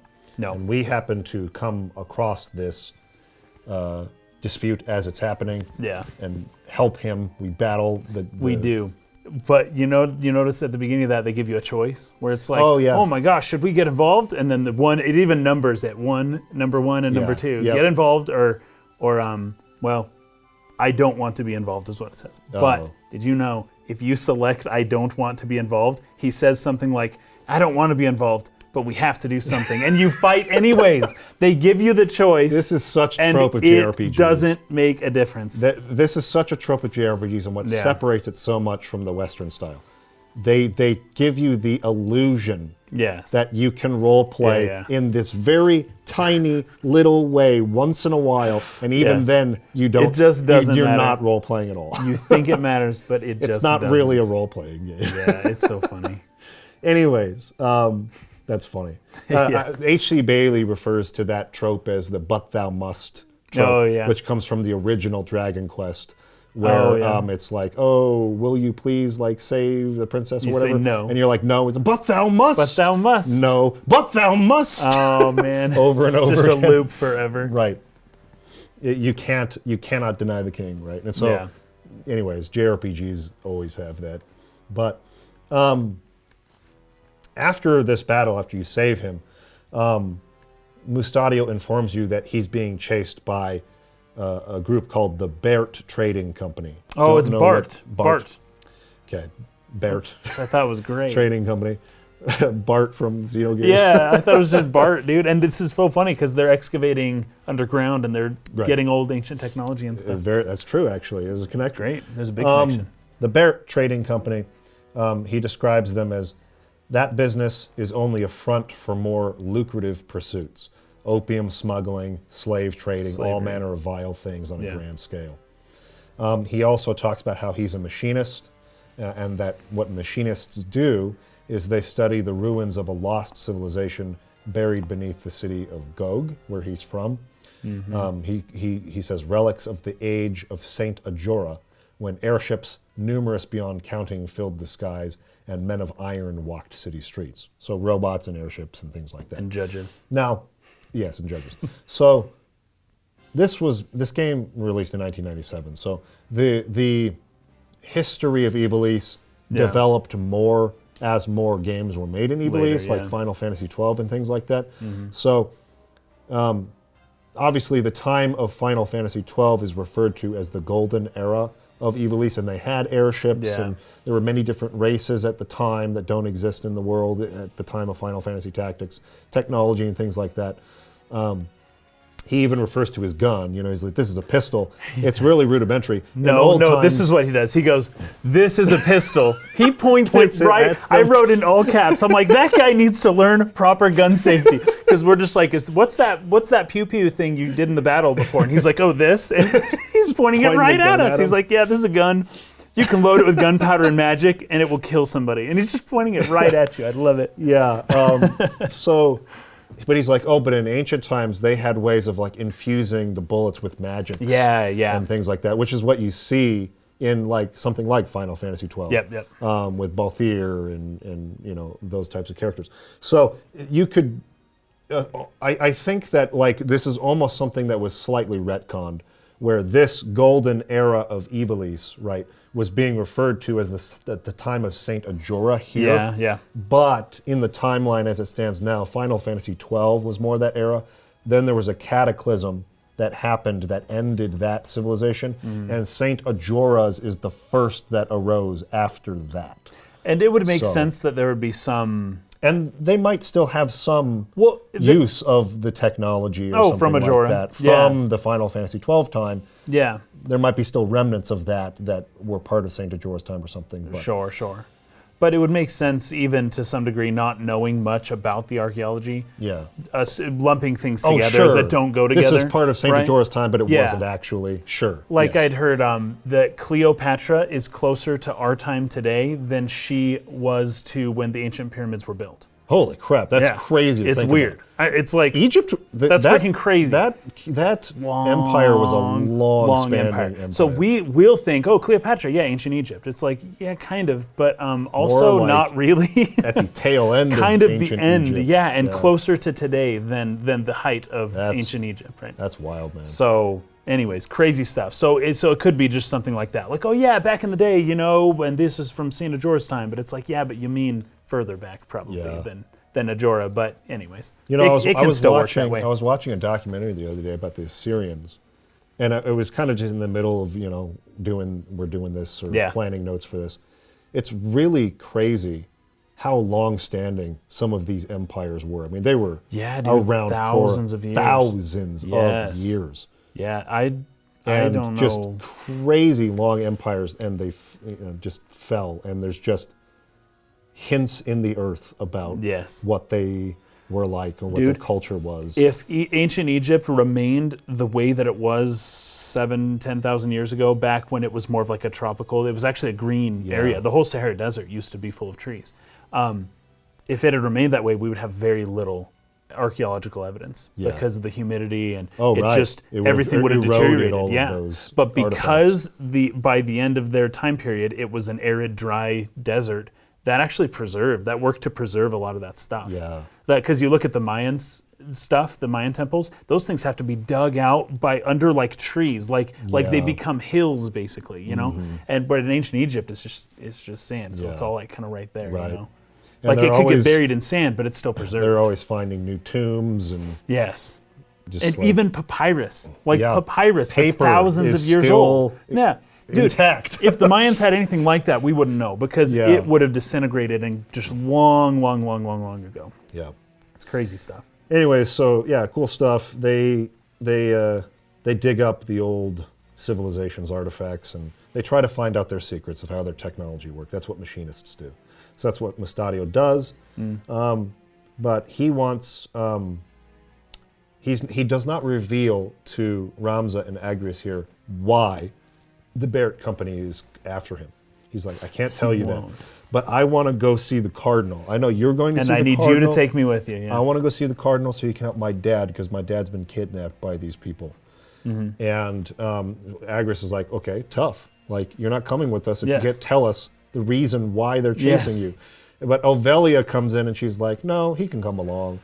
And so she's cool with him. She allows him to come along. This is interesting. I had some notes here. So Mustadio believes that the Cardinal of the Church can reunite the whole country, right? And that's a reasonable assumption because powerful, respected institutions can combat other powerful, respected institutions, even if it's just a war of information or it doesn't have to be like a battle of weapons and all that, right? Sure. But Mustadio is so full of mystery that we would never trust him. Like with what we have going on, it's weird that we would allow him to come with us, right? So this is where, and I know I actually took another note here, but I'm just going to say this line anyways because I think she still fits this a little bit. But this is where naive characters like the princess, like the princess in this game, can come in handy. There's a general storytelling mechanism that usually isn't very good, and I don't love it. But if you want a mysterious character, that's fine. But then you need a reason why somebody would bring that mysterious character along with them when all signs tell you it's a bad idea, right? And you can have a naive character who just blindly trusts them based on the gut feeling, right? Then you can have your cake and eat it too, storytelling-wise, as in terms of the story. 15-year-old princess who's the one who's really in charge. Oh, I just got a feeling. I trust. Can just have him come. I trust him. Yes, yes. And it's a naive thing. Now, I actually wrote down later on that she actually, I say later on with Cardinal Draclau, I said, maybe she's not as naive as I thought, right? Because she knows that people are using her all the time, right? And so she doesn't seem all that naive. But at least in this regard, I don't love it as a trope, but it's useful to get a mysterious character to come along with you that you never would have trusted to come along otherwise, and that they don't want to reveal that info yet. But the storyteller needs a convenient excuse to bring him along with you. Yeah. And this one worked really well because the princess says he can come, it's not a big deal, and immediately Agrias is like, okay, like I trust you, you're in. Yep. There's no questioning, nothing like that. It's like you're part of it, boom, you're in. And the princess has that authority. Because she blindly follows, as Gafgarian was saying, blindly follows the master. Agrias blindly follows whoever is her authority, But anyways, she's a princess, nobody questions her even once, especially Agrias. She says, okay, I trust you. It's not, okay, you can come, right? It's okay, I trust you, so that shows her loyalty. The next battle is at Balias Tor. There's a couple of cutscenes. There's a cutscene where... It's Balias Hill. In what the L and the R almost seem to be always flipped. Yes, I know. The translators don't know what to, especially with the weird like Balias. Like, come on, I don't know. But I have a few more notes here if I could get before through before we leave. Ovelia cutscene. Yeah. With Agrias, okay. So the princess asks her, the princess asks, I wonder if the cardinal will help us. And Agrias responds, I hear he's very loyal to the royal family. This is the cutscene. Oh, this is it? The cutscene. Oh, I'm sorry. So the Balias Tor battle before that happens. Oh, never mind. There's a cutscene with Ovelia and Agrias sort of like, and Ovelia's, sort of feeling like downtrodden. I got you. I know what you mean. Right, and she's like struggling with the fact that she wishes she had never been born a princess. So is that where that where we are here? Okay, good. Let's do it. So she's worried about whether the cardinal will actually help them at all. She's doubting this. Yes. As you're saying, maybe not as naive as you think. Yeah, I wonder if he'll help us. Agrias assures her that the cardinal has not taken a side between Larg and Goltana, and that he wouldn't destroy his own honor by handing you over to one of them, right? That's so funny. That's okay. So what she said in this one is, I hear he's very loyal to the royal family, meaning. Oh, that's terrible. Well, because Agrias seems to be loyal to a fault. Yes. Right. Agrias. How is that? What's the name there? Agrias. Agrias.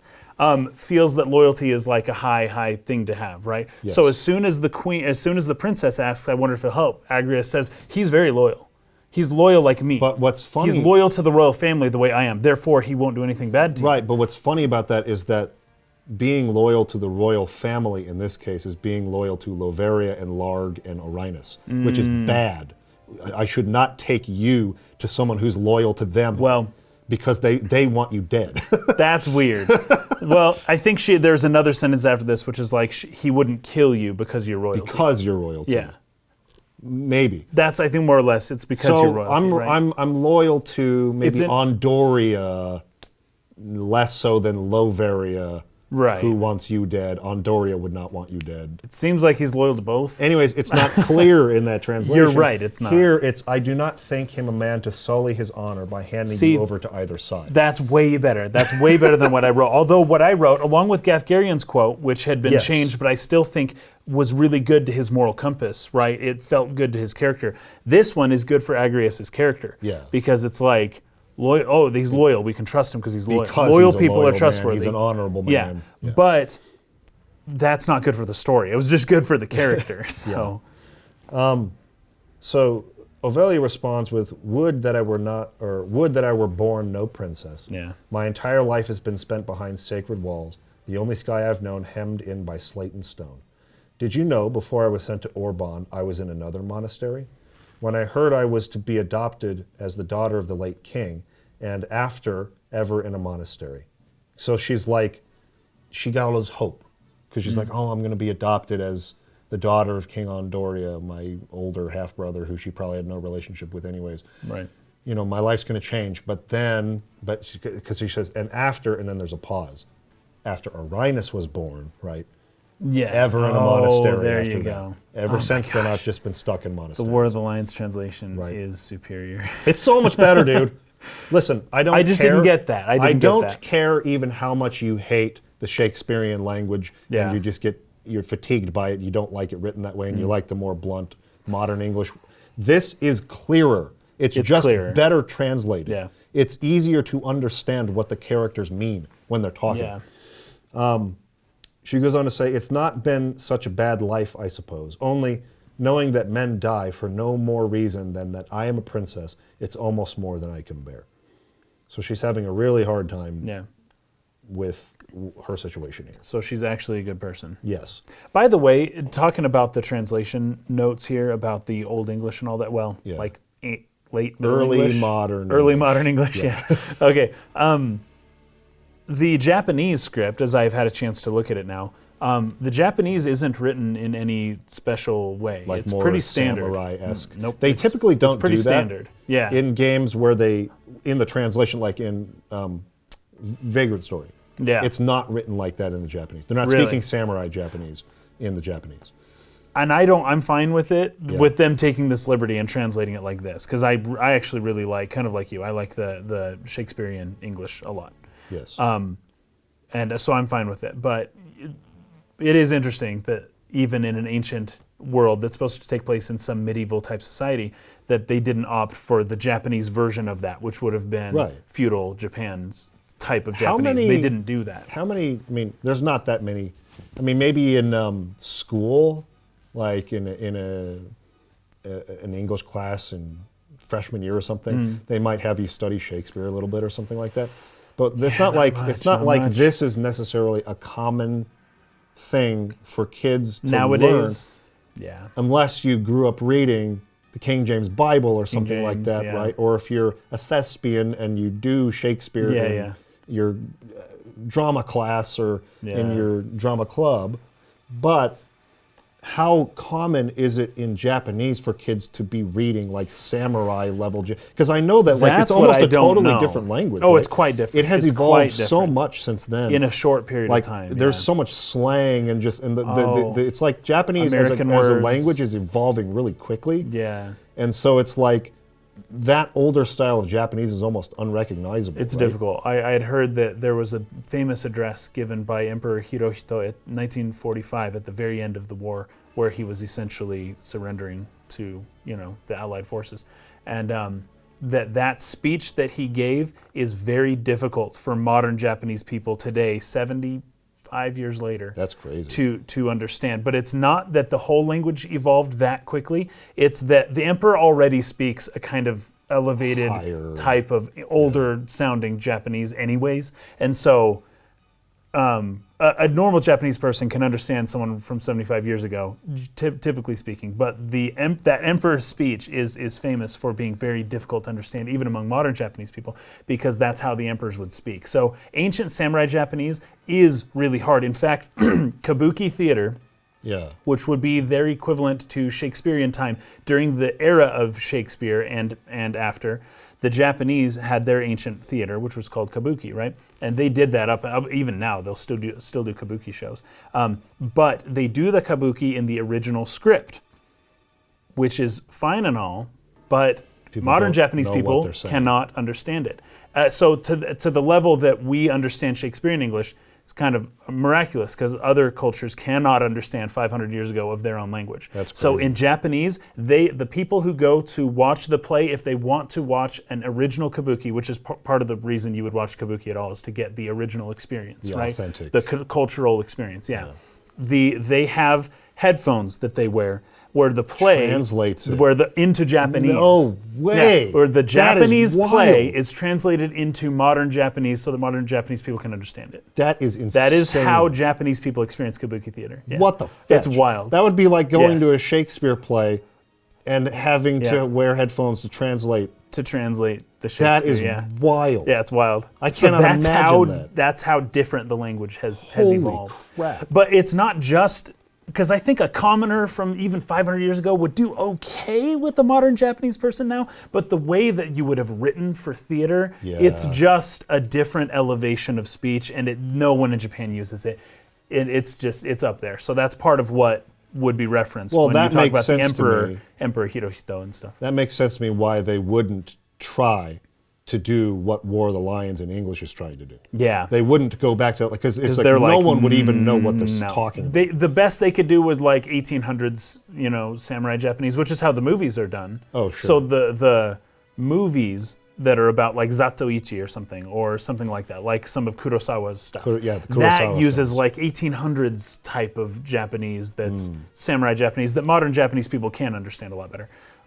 But it's still, I don't understand it very well. That's really hard for me. Watching stuff from that Japanese is very difficult for me.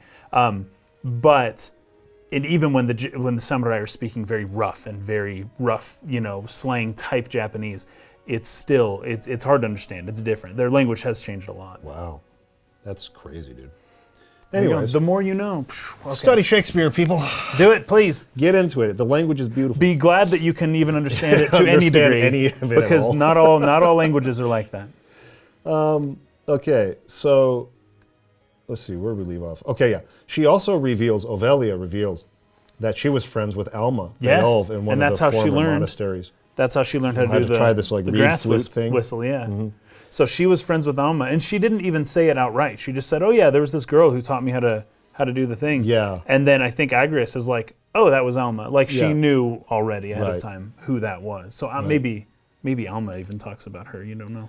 And so Ramza kind of comes up to comfort her and is like, "Oh, I'll show you how to do it right." And he gives her the technique, little vuvuzela sound. And then she's like, "Oh, it's not so hard." And they're tooting their little grass flutes as the camera pans up. Okay, then it goes into the next battle, which is at... Oh, is this where I wonder if Cardinal Dracula will use me? Is that in that conversation, or is that later? because that's why she starts it off. Like, I wonder if the Cardinal will help us, really. Or this is different, though. This is different from that. She says, "I wonder if the Cardinal will use me." Yeah. That's how she starts off the conversation, I believe. I feel like we're not talking about the right place. I didn't copy Use me as in people are using me. Yes, correct. In a bad way, Yes, negatively. correct. Okay. I didn't copy down that Okay. But that's how she leads off this conversation, I believe. That's important, though. That's important. Yes. That's what makes me think, okay, maybe she's not so naive. She knows what's going on to the extent that everyone's using her for their own reasons, right? Exactly. But yeah, she does say that before even seeing him. She's like, I wonder. That's in her mind. Yeah, and Agrias is trying to assure her, no, he's not that kind of guy. Right. Okay, the next battle is in Balias Tor, and it's some more of the Bert company dudes coming after Mustadio. And it's like, hey, I don't need to fight you. We have no quarrel with you. We just want him. It's like, well, he's with us, so your quarrel is with us. Kind of a deal. This is so funny because everyone's a mercenary in this game. There's a lot of tons of mercenaries. And I guess this happens when you have a big empire that had to let go of all of their soldiers. They fired them all. Mm-hmm. Well, those are soldiers by trade. Yep. They're going to go be soldiers for whoever else will pay them money, right? Yep. And honestly, this was common in ancient Europe as well. Oh, yeah. A lot of times when you had like the French fighting the Germans or the different countries like 1,000 years ago that were warring with each other, they were hiring mercenary armies. Yeah. Like not entirely, but at least in large part. A lot of the armies were like the Swiss, where a lot of mercenaries came from Switzerland. Where that's why they're always neutral. They're like, who give us some money and we'll pick sides once you show us what you got.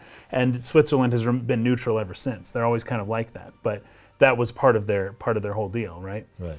Anyways, it's interesting, but that is actually true to how ancient Europe kind of was. So anyways, you fight these guys off, and they're still asking, like, you still won't tell us, Mustadio, like, why these guys want to kill you so bad? Yeah, it's like, nope, won't do it. Then we get a quick cut to Igros Castle again, where Dice Dog and Gafgarian are talking back and forth about he's being hired to, finish the job, kill the princess and her retainers. Yeah. And Gafgarian wonders, like, you mean Ramza too, right? Like, yes. Are you telling me to kill Ramza? And Dice Dog answers, I thought this a chance to let him learn the harsh truths of the world, but the boy is too stubborn. And Gafgarian says, too much of his father's penchant for justice that Yes. way. Right? He inherited his honor from his father. Yep. And so then Dice Dog's like, yeah, if he gets in the way, then there's no other choice, kill him. But if he stands aside, all the better. Kind of a deal, right? And Gafgarian What does he say in War of the Lions? I didn't copy that line down, but it was something to that effect. He says in the PS1 version, he says, it's hard to believe his own brother said that. Yes. Sickening. Yeah. He says that. Like, yes, sickening. He's disgusted. You know how Donald Trump would put like a one word after his tweets? A one word like sad with an exclamation? Sad. That's what Gafgarian does here. He's like, I can't believe you said that. Sickening. Gross. Yeah, he's disgusted by Dice Dog's willingness to spill the blood of Which his is own so brother, funny because he'll do anything for money. Yep. I love Gafgarian. Yeah. I love this. His moral system, his morality, especially in this scene. This is where he became one of my favorite characters. Yep. But he seems amoral, but he has a stronger moral code than the higher ups, right? He's like, you're just doing this for power. Like you're not even going to get any money. You're just doing this for power. Like you're screwed up. Yeah. At least get some money out of it. I'd do it. I'd kill my brother for money, but not for just nothing. Yeah. It's so funny. Then he asks what the plan is if the cardinal decides to take Ovelia in. And Dice Dog assures him that he's already planned for that. He's taking care of the church. Right. Yeah, so he's not worried about the church. Yeah. And Gafgarian asks about, and then that's when he asks about the man who kidnapped Ovelia. He's like, because he was assuming Delita was hired by Dice Dog. He's like, that guy messed it all up. Like, who was that person? And Dice Dog responds that, my men were found dead. Like, we're going to have to look up the script here because this is what I wrote in my notes. I said, Gafgarian then asks about the mercenaries who ambushed them in Dorter. Dice Dog simply says, someone learned of our plan and is trying to stop us. Right? Interesting. So it could be that one of us has misinterpreted this. I have the Japanese script here, but I don't have the normal script. This is still chapter 1. Dice Dog says, do anything to capture Ovelia. The same goes for Agris and the others. Kill them. Gafgarian says, what about Ramza? Dice Dog walks. I love how he walks over and starts pouring himself some wine. The extra animations on the sprites is great. Yeah. They did a lot with that. He says, he's a disgrace to the name Bealv, and he's in our way. I left him alone because I thought he'd learn how harsh the real world is. I never thought he was that dense. Gafgarian says, did his strong sense of justice come from his father? And Dice Dog says, my father spoiled him. If he obeys orders, fine. If he resists, we have no choice. And he drinks his wine. And Gafgarian says, it's hard to believe his own brother said that. Sickening. But what if the cardinal gets in our way? With the church supporting him, even the prince couldn't do anything easily. That's a confusing line to me. Dice Dog says, I've already prepared for that. There's no need to worry. Gafgarian says, so that's that? The more I know, the worse you appear. I love that. Yeah. And Dice Dog says, if that's how you feel, then you'd best watch your tongue. Don't forget your head can be easily cut off. And Gafgarian says, hey, stop that. I'm your loyal servant. Remember, I'm not stubborn like your little brother. Dice Dog said, then don't make any mistakes. Gafgarian, speaking of that, who did you order to kidnap Ovelia? When I was chasing her in Dorter, someone attacked me. Who was that about? So it's both. It's both. But what is the answer to? Is it for the Dorter or is it for the kidnapper? Dice Dog says, they found the criminals in the Monastery woods dead. Someone, because remember, Delita is writing with a bunch of people in the very beginning opening credits scene, and he sort of like breaks off from them. I think what they're saying is those people who he was with, he killed those people. But they were criminals? He says criminals here, but this is the confusing one. The PS1 version is the confusing one. Someone learned of our plan and is trying to stop us. Anyhow, as long as Ovelia is with Agrias, there'll be many chances to get her. Gafgarian says, I hope so. So I took that to mean, while I was chasing her Dorter, someone attacked me. What was that about? The people attacking me in Dorter. That was the knight who paid the mercenaries to attack. Oh, someone learned of our plan. That knight, that with the purple cape, Volmar, he learned of their plan. I see. That's what I think it was saying in the PS1. So in the War of the Lions version, Dice Dog says, our little mockingbird is taken away, Gafgarian, and it leaves me wroth. I cannot have her free. Catch her, crush her, and make silent her song. Lady Agrias and the others as well. Gafgarian says, and Ramza? And then he goes and drinks his wine. The fool, he soils our name, dogs my every move. I thought this a chance to let him learn the harsh truths of the world, but the boy is too stubborn. Gafgarian says, too much of his father's penchant for justice, that one. Dice Dark says, father coddled the boy too much. If he stands aside, more the better. Should he interfere, there's naught can be done. Gafgarian says, you, his brother, the blood curdles. If the cardinal moves to defend the mockingbird, then what? Duke Larg himself could not reach them in umbrage of the church's wing. Dice Dark says, worry not, the potentiality has been addressed. Gafgarian says, ever 3 steps ahead, you are a frightening man, Dice Dark bailed. Dice Dark says, truly, would it not be prudent then to better guard your tongue? There are so many frightening ways to silence a bothersome one. Gafgarian says, come now, my lord, I am your ever-faithful man, and not near so stubborn as a particular knight devout, if I might be so bold. Talking about Ramza. Dice Dark says, be bold, but let there be no more missteps. Gafgarian then says, on the matter of missteps, what buffoon did you charge with the princess's kidnapping? We were beset in Dorter as we gave chase. Not quite how we discussed. I'm sure you'd agree. Okay, so it's just about the kidnapping at that point. It's just about the kidnapping, meaning that we had to chase her, period. We weren't supposed to chase her. Yeah, we weren't supposed to do this. That's not so clear in the PS1. This was not supposed to happen like that. The person that you hired to kidnap the princess ruined it.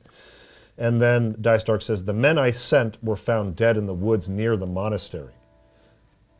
So those were just the people we killed then? Yes. So we killed them and then moved their bodies into the forest. Someone has caught wind of our plan and seems intent on disrupting it.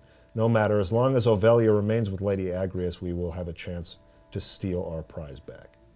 So they hired mercenaries to dress up as purple cape people. Or maybe possibly not. Other Northern Sky Knights. No, because he referred to them as thieves. He said those thieves. Didn't he say that? He said criminals in the criminals? PS1. Did he say that here? He said, he just said the men I sent in this version. Ah, that is a big difference. That's a big difference. No, you're right. He does say they found the criminals in the monastery. They found the criminals. Dead. So I would think that instead of sending knights, he just hired the typical mercenaries to go dress in purple. Dress as... Yeah. But they were all killed. To dress as Southern Sky Knights. To dress as Southern Sky. When they approached the monastery. And then those people were killed, thrown in the woods, and then they found them in the woods. Okay. Anyways. Man, okay. On to Lionel Castle here. Delacroix, who was called Dreklau. Dreklau! Makes it sound like Dracula or something. Delacroix, the cardinal. Croix means cross, right? So Delacroix is of the cross. Yeah. So actually, that makes sense. Yeah. They basically tell him what's going on. He says that he'll dispatch a courier to inform the High Confessor of Larg's plot. So he's like, okay, Larg's not going to get away with this. Yeah. He also agrees to help Mustadio as long as Mustadio comes clean about the reason why he's being chased. So Mustadio reluctantly reveals that he has one of the Arasite, the 12 zodiac stones. So these stones are all based on the 12 zodiac signs. Yeah. Mustadio holds the Taurus stone. Delacroix holds, I think it's the Scorpio, the Scorpio stone. So he reveals in this scene he has one as well, right? But he starts to explain what they are. So Delacroix says, you are familiar with the legend of the Zodiac Braves? And Ovelia explains it. Long ago, before the mountains had ceased their wandering and struck their roots into the earth, the Lucavi held dominion over the world. 12 heroes there were who came forward to challenge these Lucavi. In a long and bitter struggle, they succeeded in driving the Lucavi to the spirit world, and Ivalice again knew peace. The 12 each bore an Arasite crystal emblazoned with a house of the night sky. And so, in time, they became known as the Zodiac Braves. Ever after, when discord and strife paid visit to the halls of men, they would return to save us once more. So that's the official legend, right? The Lucavi are basically like demons. So these 12 heroes came and cast the demons who had dominion of the world back to the underworld, kind of a thing, right? Using these stones. Delacroix says, you have clearly been a most apt pupil, princess. And Ovelia says, Elder Simon himself instructed me at Orbonne, which reminds me of another thing he said. Saint Ajora walked with the 12, and together they saved Ivalice from ruin. So this is bringing in Saint Ajora for the first time. Well, I guess they mentioned it briefly. The time of Saint Ajora was the ruins of Goug that Mustadio works as a machinist to like unlock the secrets of. But now she's talking about how Saint Ajora was with those 12 Zodiac Braves when they fought the Lucavi. Yeah, when they overthrew the demons. Delacroix says, we call the crystals of the 12 the Zodiac Stones. The stone you see before you is now, or the stone you see before you now is a stone from that very legend. So Mustadio basically explains that when he brings that stone in close proximity to machines in Goug, they will like react to it. Yeah, he says something specific. They growl or they howl is what he says in the PS1. The machines will howl. They react to these stones. It's like a power source of some kind, right? So it's part of the secret to unlocking how their technology worked, these Zodiac stones. And he claims that Ludovic Barrett, who is the leader of the Barrett Trading Company, who's after him, is looking to harness the power of the Auracite as a weapon. And that's why we got to keep it away from him, right? So anyways, any notes you took on that scene? Okay. First off, when we first approach Lionel Castle, the knights atop the wall, when you were talking to them. Yeah. Just Monty Python, Holy Grail. It just feels like that. What do you want? We're here to see your king. And it's just wonderful. But it was better done than that, of course, meaning it was less comedic.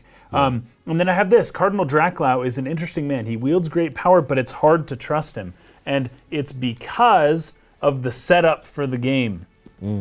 The game clearly wants us to trust Cardinal Draclau right now.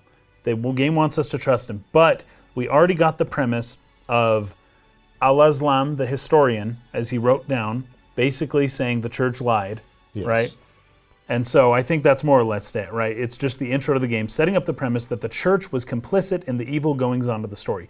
Therefore, any churchman is to be met with suspicion, right? And the music as well. It's actually really frantic and dark. Yeah. And he gives in to our request too easily, I think. Everything we ask him, it's like, I'll send some men over here. Oh, Bart Company's giving me trouble. I'm going to kill all those people. What else do you need? Oh, yeah, stones. Yeah, I got one. Just whatever, it's no big deal to me. And then go to Gouge and everything will be fine, right? Yeah. Like Goug. It's like, whoa, dude. It's like, a little too easy. A little too easy. But you would only catch on to that given that the game earlier told you explicitly to be suspicious of church people. Yeah. And otherwise, you maybe wouldn't have thought so suspiciously of him. But Dracula's first break of character, my computer auto-corrected it to Dracula. Dracula's first break in poise is when Agrias brings up the possibility that the story she heard in church was not true. Yeah, he's like, are you doubting the stories of the church? And she's the elders lied to you? He's like, no. And then I had a note here that I deleted very soon after. My note was, but of course, all legends are true. Yeah. Right? And I remember thinking, but this one doesn't feel true because we aren't to trust him. Therefore, he's probably not telling us the truth. So I went back and I deleted that note because the story is not as it seems, right? Yeah. But this might be the first game where the legend wasn't completely true. Completely true, right? It was not true. The next battle is a complete filler battle against some monsters, non-consequential. Then you get to the clockwork city of Goug. So this is Mustadio's hometown. We're expecting Bart Company to be there. We're expecting the Cardinals' troop people to be there. No one is to be seen. Completely empty. Yeah. What's going on here? So we're all suspicious, but like all good suspicious people in stories, we decide, let's split up, right? Okay, so Mustadio's like, hey, I'm going to go over here by myself. And we're like, sweet, don't get lost, don't get hurt, don't get killed. We'll be over here doing nothing. And then I'll meet you down there later. The start of this starts a few events that I'm a little critical of within the story, but it gets back on track, so it's not a big deal. It's basically just the Goug part. Yes, and some of Mustadio, It not feels weird. The quality of the convincing storytelling takes a dip. And the beauty of the cutscenes and how packed they are with info. This one, everything's pointed and it's more obvious and it's less interesting, I think. So yeah, that's the whole thing with Goug here. So Ramza goes to meet him in Lowtown a little later, and he's like, after he was too late and didn't come back on time. I don't know why we couldn't have gone with him. But whatever. Where are you? He's nowhere. And instead you get Ludovic showing up with Mustadio and Mustadio's father in tow as hostages. And Ludovic demands the stone. Where is it? They're threatening his father. They take him like into a building to be like tortured or something. Yeah. Is the implication, right? And so Mustadio tells Ramza, okay, I've hidden the stone in a chimney back there behind where Ramza's at. Go grab it, hand it over, kind of a thing. Ramza goes and grabs it. He throws it over to Ludovic. Ah, see how it gleams. Yes. The Taurus stone. Thank you so much. Now kill them, right? Yes, now kill, which of course. So we knew you that have was a battle because of that. You kill all the enemies, you save Mustadio, and you save Mustadio's father. But the scene that plays after that, this is where it gets a little funny. Yeah, well, before I got another criticism right here, though. So Dracula was in on the whole thing. It's kind of revealed through this, that Dracula's in on it. He wants our stone. Right. Ludovic reveals he was sent by Delacroix. But I can't, Delacroix must not be that. Well, okay, so what I wrote here is, okay, Dracula was in on the whole thing to get the other stone. Honestly, that's not very believable. Mustadio may have given it to him willingly. Like, Dracula was trusted by Mustadio, right? He showed his own stone. To then have this other guy go up and try to trick him into a trap to steal. So now I have both. You have him inside of a city full of knights at your beck and command at that minute. Even if you tried to take it by force, you could have done it right there in Lionel and not let them go to Goug first. Right. And then the fact that he fell for the fake stone, and Mustadio's like, don't worry, I made. First off, how do you make a stone like that? You got to mine, like manufacture one that looks just like it. Yeah, like what are you mining? How did you do that? Yeah. You need the amber, or it's yellow, right? So you got to get a big ball of shiny. You got to polish it. It's difficult to diamond craft. Yes, but he is excavating the ruins of an ancient civilization. So maybe there is some mining involved. Similar stone. You would be smelting. You would be smoothing. Yeah, but in order to actually cut the stone, it's not easy. Look the same. It's hard. You don't just make another stone. Otherwise, anyways. I would say that if you wanted to explain this away, you could probably figure out a way, as a machinist who works with ancient technology, that he had the tools or the skills to do it. But it does feel, in how it is presented, it feels very convenient. Very convenient. Because it wasn't set up. If you had set up that Mustadio was capable of anything like that, stone, or that was, then it would feel better, but it wasn't set up, so when it happens, the payoff feels contrived. It feels contrived. And Dracula, this wasn't a good strategy for him getting the stone. Exactly. This was a bad strategy to begin with, and so I don't love that. Anyways, I agree with that. Of course, that was a fake stone. Nice, a bit obvious though. Then this is great. We deduce exactly why Dracula wants to rule the world and such. And I wrote here, this part is a bit flat. It's obvious, but not only that, it's unengaging. The short cutscenes are packed with subtlety and meaning and power, but this cutscene is really poor and reveals too much. It's just telling you stuff. It's just telling you everything. Oh, Dracula must want to collect all the stones so that he can take over the world. And we kind of just deduce this immediately, all right up front, just right there. And we just learned he betrayed us, and we already know his intentions and what he's trying to do, and all the stones and the whole purpose and what they're for, and that they're evil and all that stuff. Sure. This is one of the lesser well-done cutscenes in the whole game. And then they're like, oh, I'm sure he set up a blockade, so we definitely can't go back on the road we came from. Yes. We have to take a ship and go like this alternate route. It's just, it's like it's a transitory scene where they know they need to get Ramza back in Lionel, but with the Cardinal on watch, it would be blockaded, or he would be on watch for you. Yes. So we have to very quickly explain all of that in through just a some few pretty dialogue awkward boxes. or clumsy dialogue lines, so that we can get him moving over here for the next scene. To the back of the It's like they didn't quite know how to transition from Goug back to Lionel again. Exactly. That's what it's saying. That's what it feels through like. it a bit. And they're like, hey, now we got to go back. Well, but the thing that I don't like is that there were perfectly reasonable mechanisms for them to have done this, right? Sure. That would have been better. Yes. But instead, we just get this idea. They're guessing as to everyone's intention over and over and over. Oh, this was a fake, or no, he knew that it would be a fake stone the whole time. So that reveal is just really obvious. Then, oh, Dracula probably wants to rule the world. Okay, yeah, that's a stretch, but maybe it's a game, so whatever. Oh, and he probably already blockaded the road back. And so he probably wants to kill the princess now that he knows that we know his plan. We're just mind reading the enemy the whole time. It's not interesting. Yeah. Instead of the enemy revealing their thoughts or through dialogue or something like that, we're just guessing 100% accurately that, but using the word probably, he wants to do this, he's doing this is why he's doing it, and now we got to go back here, but we can't do it this way, and he's going to kill this person, and we got to go now. And it's like, okay, fine, but the game had such good, subtle ways of getting us around those types of conversations up to this point. Yeah. But at this point, all of a sudden, it just becomes a just wall of text. We're just going to throw words at you. This is what happened. Deal with it. Okay, now get back into the actual story with good storytelling, right? This distraction is over. We know whatever. Yeah, we needed an extra battle for you. You brought up that there were devices to maybe deliver this in a more natural or convincing way. Yes. And we talked about the fact that you meet up with Agrias, who fled from capture. She could have been the one to reveal. Just meet her a little earlier. Stuff. Yeah, instead of us guessing that the blockade happened. Be heading back on the road. Mm-hmm.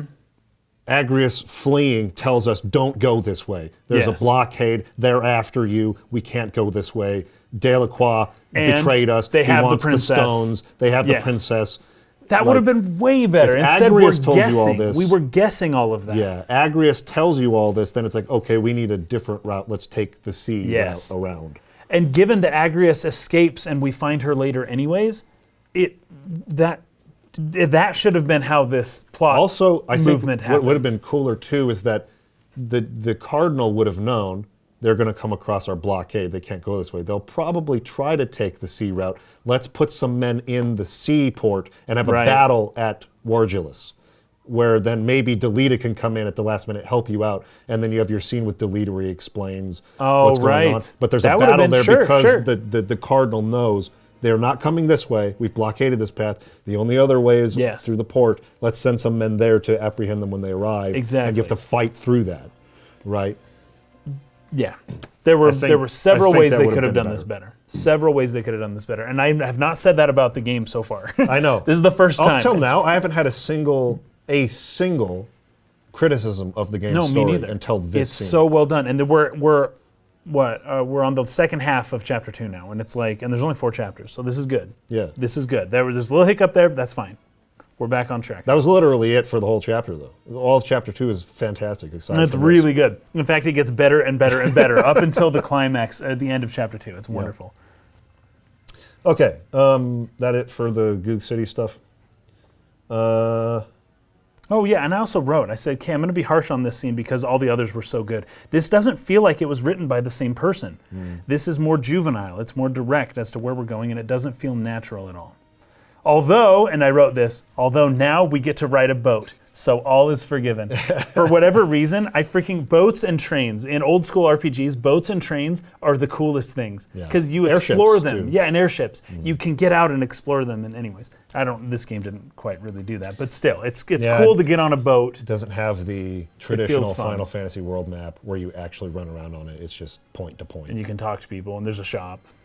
Yeah, this game doesn't really do that, but that's fine. So when they arrive in the port city of Warjilis, Ramza is waiting for them, and Delita is waiting for them, and he and Ramza have a conversation. Yes, yep.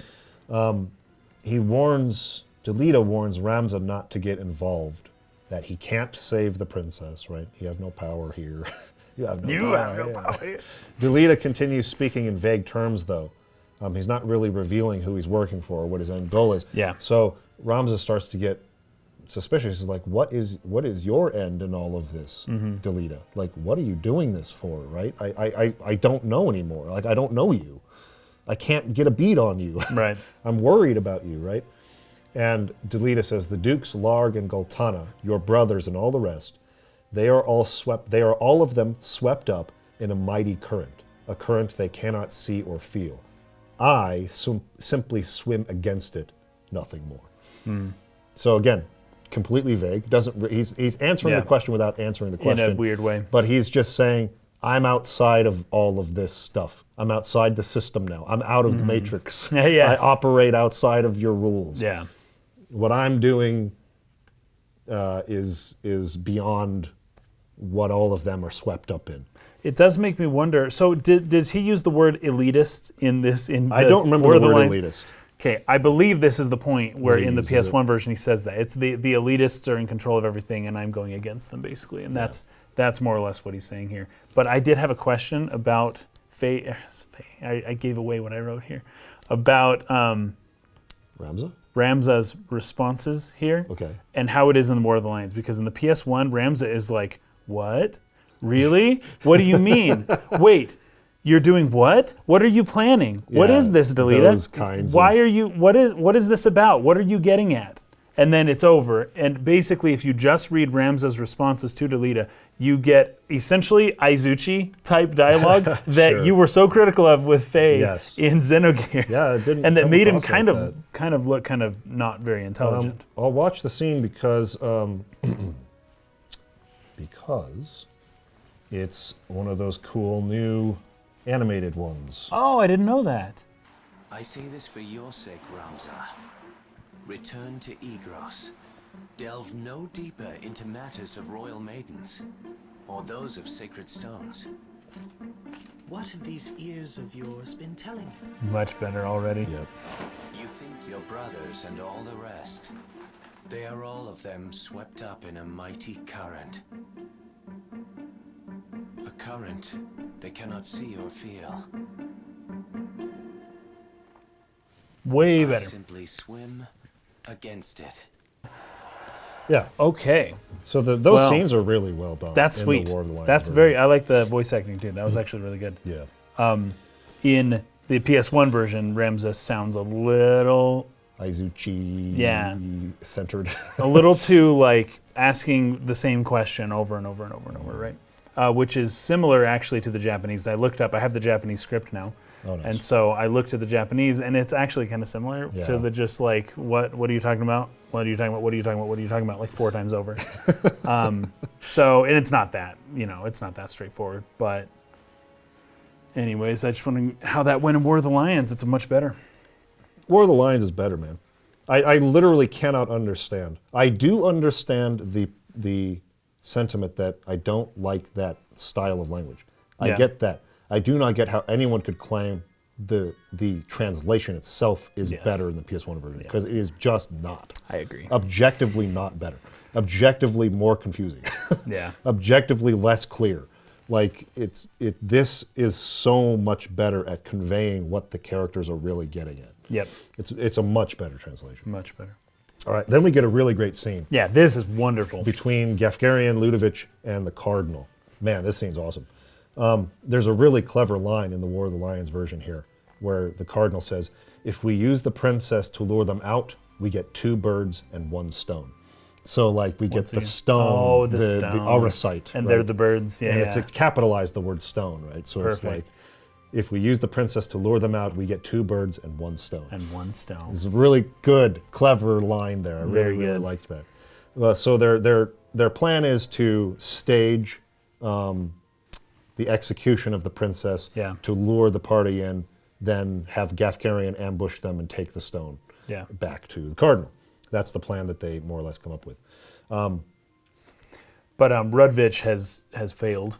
Yes, well, Pretty before hard. that, the Cardinal also says he basically plans to give Ovelia over to Dicedarg after he's gotten the stone.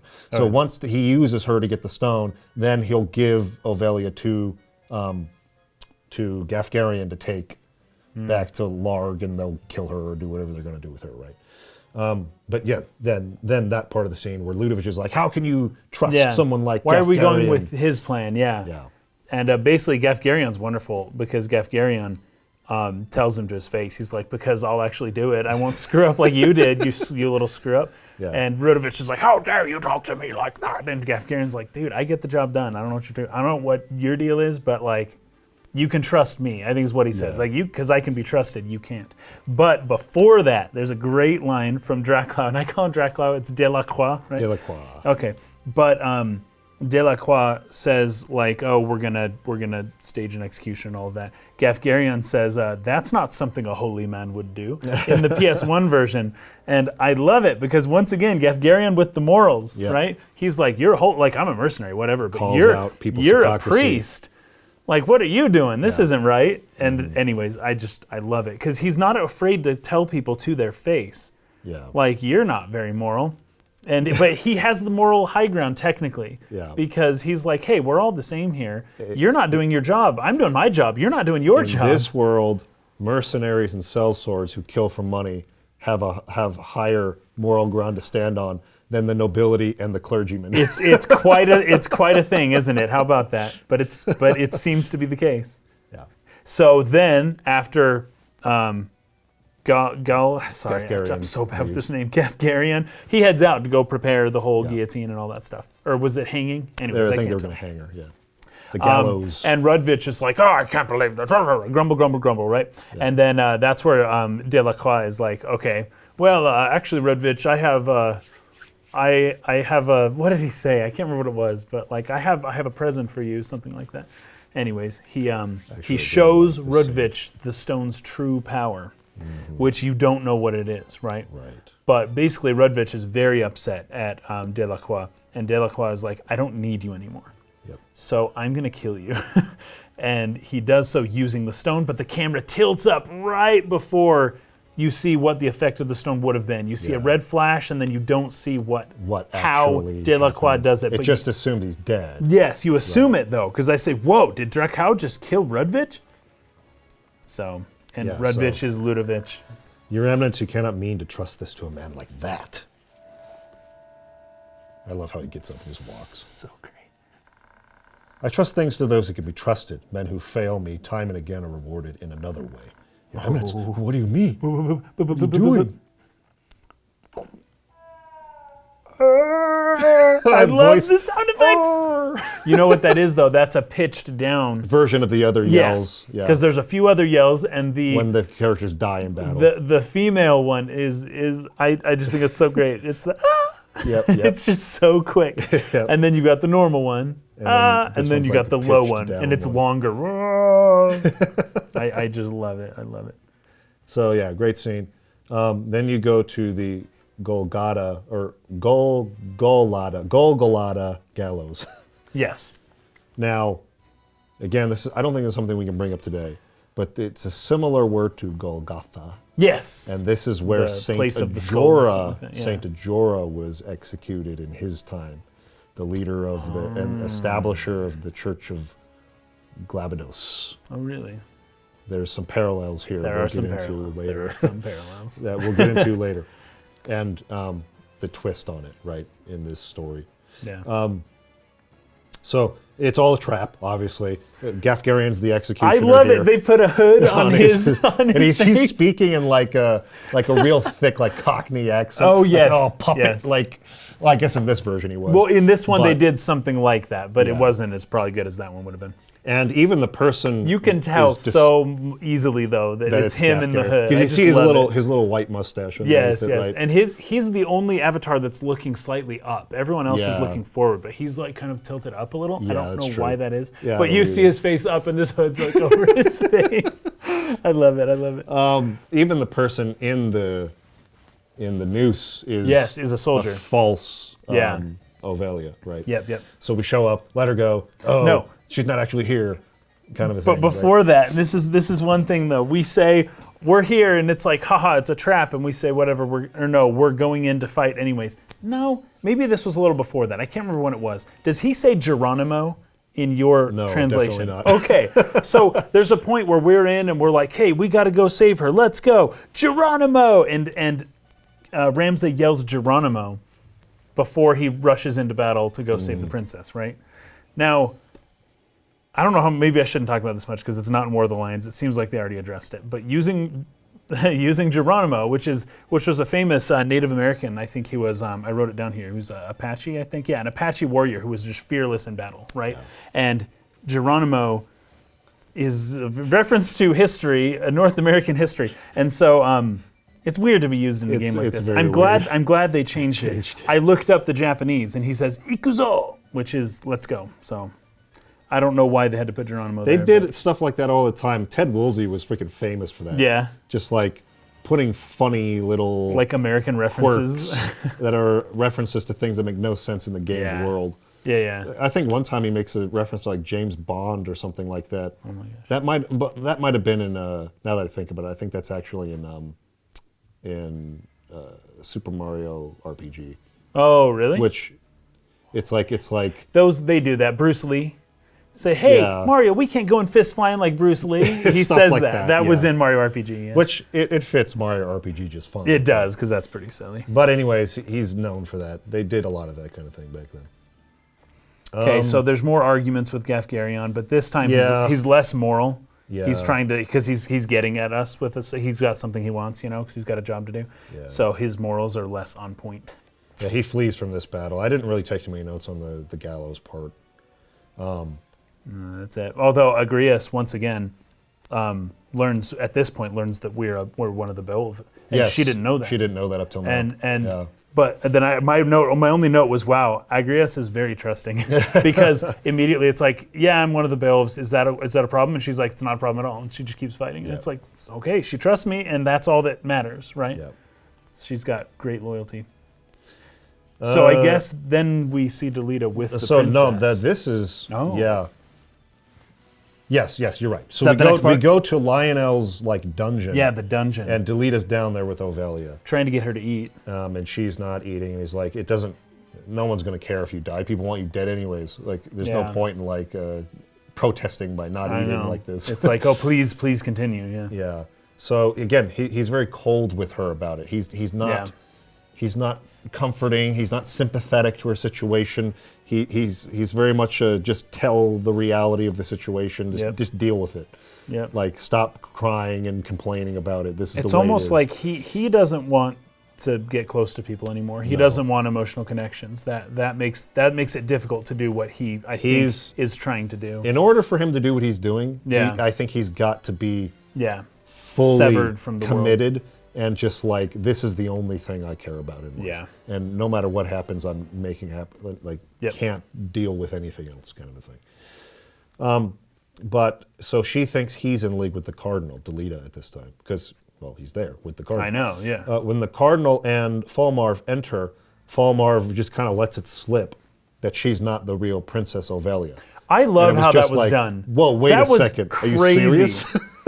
Say, oh my gosh, no way. I suspected this because of a hint. There was a hint earlier in the game. Yeah. Well, but I don't know if I should bring it up because it might be a spoiler as to another character and what they might become. But there is a hint that she isn't, well, I don't even know how to say it, so I'm not going to say it. Okay. But there's a hint that something like this might have happened, right? Yeah. But it was completely over my head. I didn't even really pay attention to it. This was such a shock to me, but in such a pleasant way because it was a puzzle piece that had been set up ever so subtly.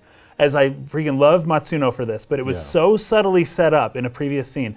And then, boom, it hits, but it's still surprising, but it's not just out of the blue. It's not like this is just some random thing that just hits you from nowhere. It's like there was a setup to this, and this is just the reveal.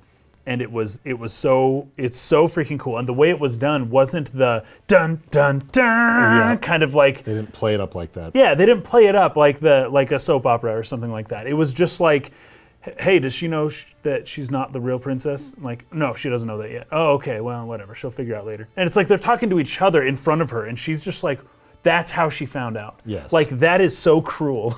Yes. That is so sinister and bad, but they're just doing business. They're just talking, doing whatever. They don't care. Delita's in on it. Everyone knows. But then the princess is just like, I'm not what is happening? She, her whole world just broke. Right. But they're brushing it off like nothing. I love the way that this scene was treated here. It's just unbelievable. It's so, so good. I feel like a lot of JRPGs they try to deliver a gut punch plot twist, right? Yeah. But they really wind up for it. Yes. It's like, here it comes. Get ready for this. And it's anime lines. Yes. Whoa, bam! With their writer's pencil.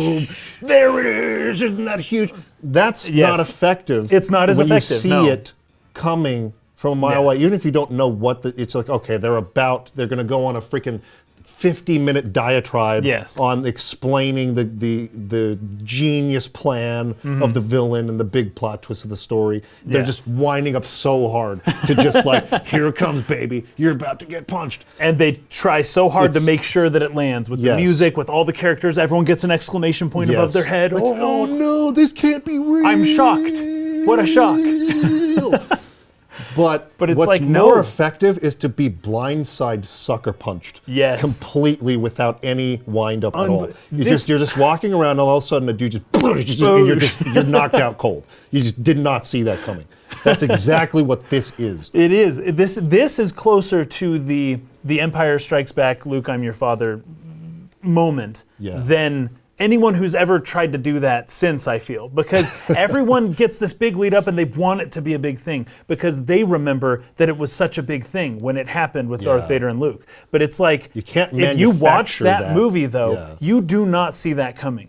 There isn't really much of a hint. It is mostly, it happens and it's there and it's just like, wait, that's your dad? Like, especially for 1980, it's just like that. It's blindsiding. It's crazy. Now Luke then does scream no, which ruins a lot of what we're talking about. Where they are trying to kind of hammer in the emotions there. Right. But at least up until that point, it was just like the hints were there, but you didn't see them. You didn't see it coming until, and then you're like, of course, right? That's how this one is. Except this one doesn't have Luke shouting no.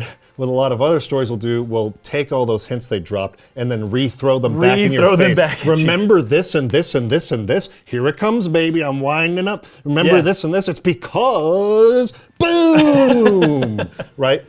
Don't do that. That's not as effective. It's not. And you may feel that that's what would be effective. Because that's how you remember it as a kid. You're like, oh my gosh, when I found out that Darth Vader was Luke's father, it was so crazy for me. So you try to take what you felt and write it into your script. Yeah. But it's like, no, you felt that way because it was written not like that. Yes. So don't do that. Don't do that. Anyways. Some good dialogue. They kind of don't even really address this much after this point until a scene, like a couple of scenes later. So there is an added scene in War of the Lions I'll go over where she's at least feeling super conflicted about it, and she talks a little more about it. But, okay. I like some of these lines from Fulmarv here. You are a straw doll placed in an empty crib by council members who bear no love for the queen. It was their intent that you would someday succeed the throne and relieve Queen Loveria of her power. They placed you in the royal family after assassinating the queen's 2 eldest sons, attributing their deaths to malady. The deception was complete and your ascent all but sealed. King Ondoria was sickly and seemed unlike to father another son, but against all odds, another prince was born. Whether he is in truth of Ondoria's seed is highly suspect, of course. Like as not, Duke Lard found some other sire to ensure his sister's place as mother of the king. Regardless, all of the council's work was made for naught the moment Prince Orinus drew his first breath. So their plan was to get Queen Loveria out. They don't want her anymore, right? That's the whole reason that the Gultana and that side of the Lion War is fighting. They don't want Loveria in power. And so they killed her sons and put this fake Ovelia in place to be adopted as the king's heir. Yes. And then all of a sudden the queen shows up with a new son and they're like, that's not Ondoria's son. Because they had Larg a plan. found someone else for her, but they can't prove it, so like, uh-oh, what are we going to do now kind of thing, right? Now, are they so specific in the War of the Lions script as to say the line, the real princess died? Yes. Okay, good. Died years ago. Yes, the real princess died years ago. I just put as a side note here, not having played the game, I don't think that's true. I said, I think that's not true, is what I wrote. Okay. But anyways, I'm just kind of staking out a claim in case I happen to be right. Okay. Okay.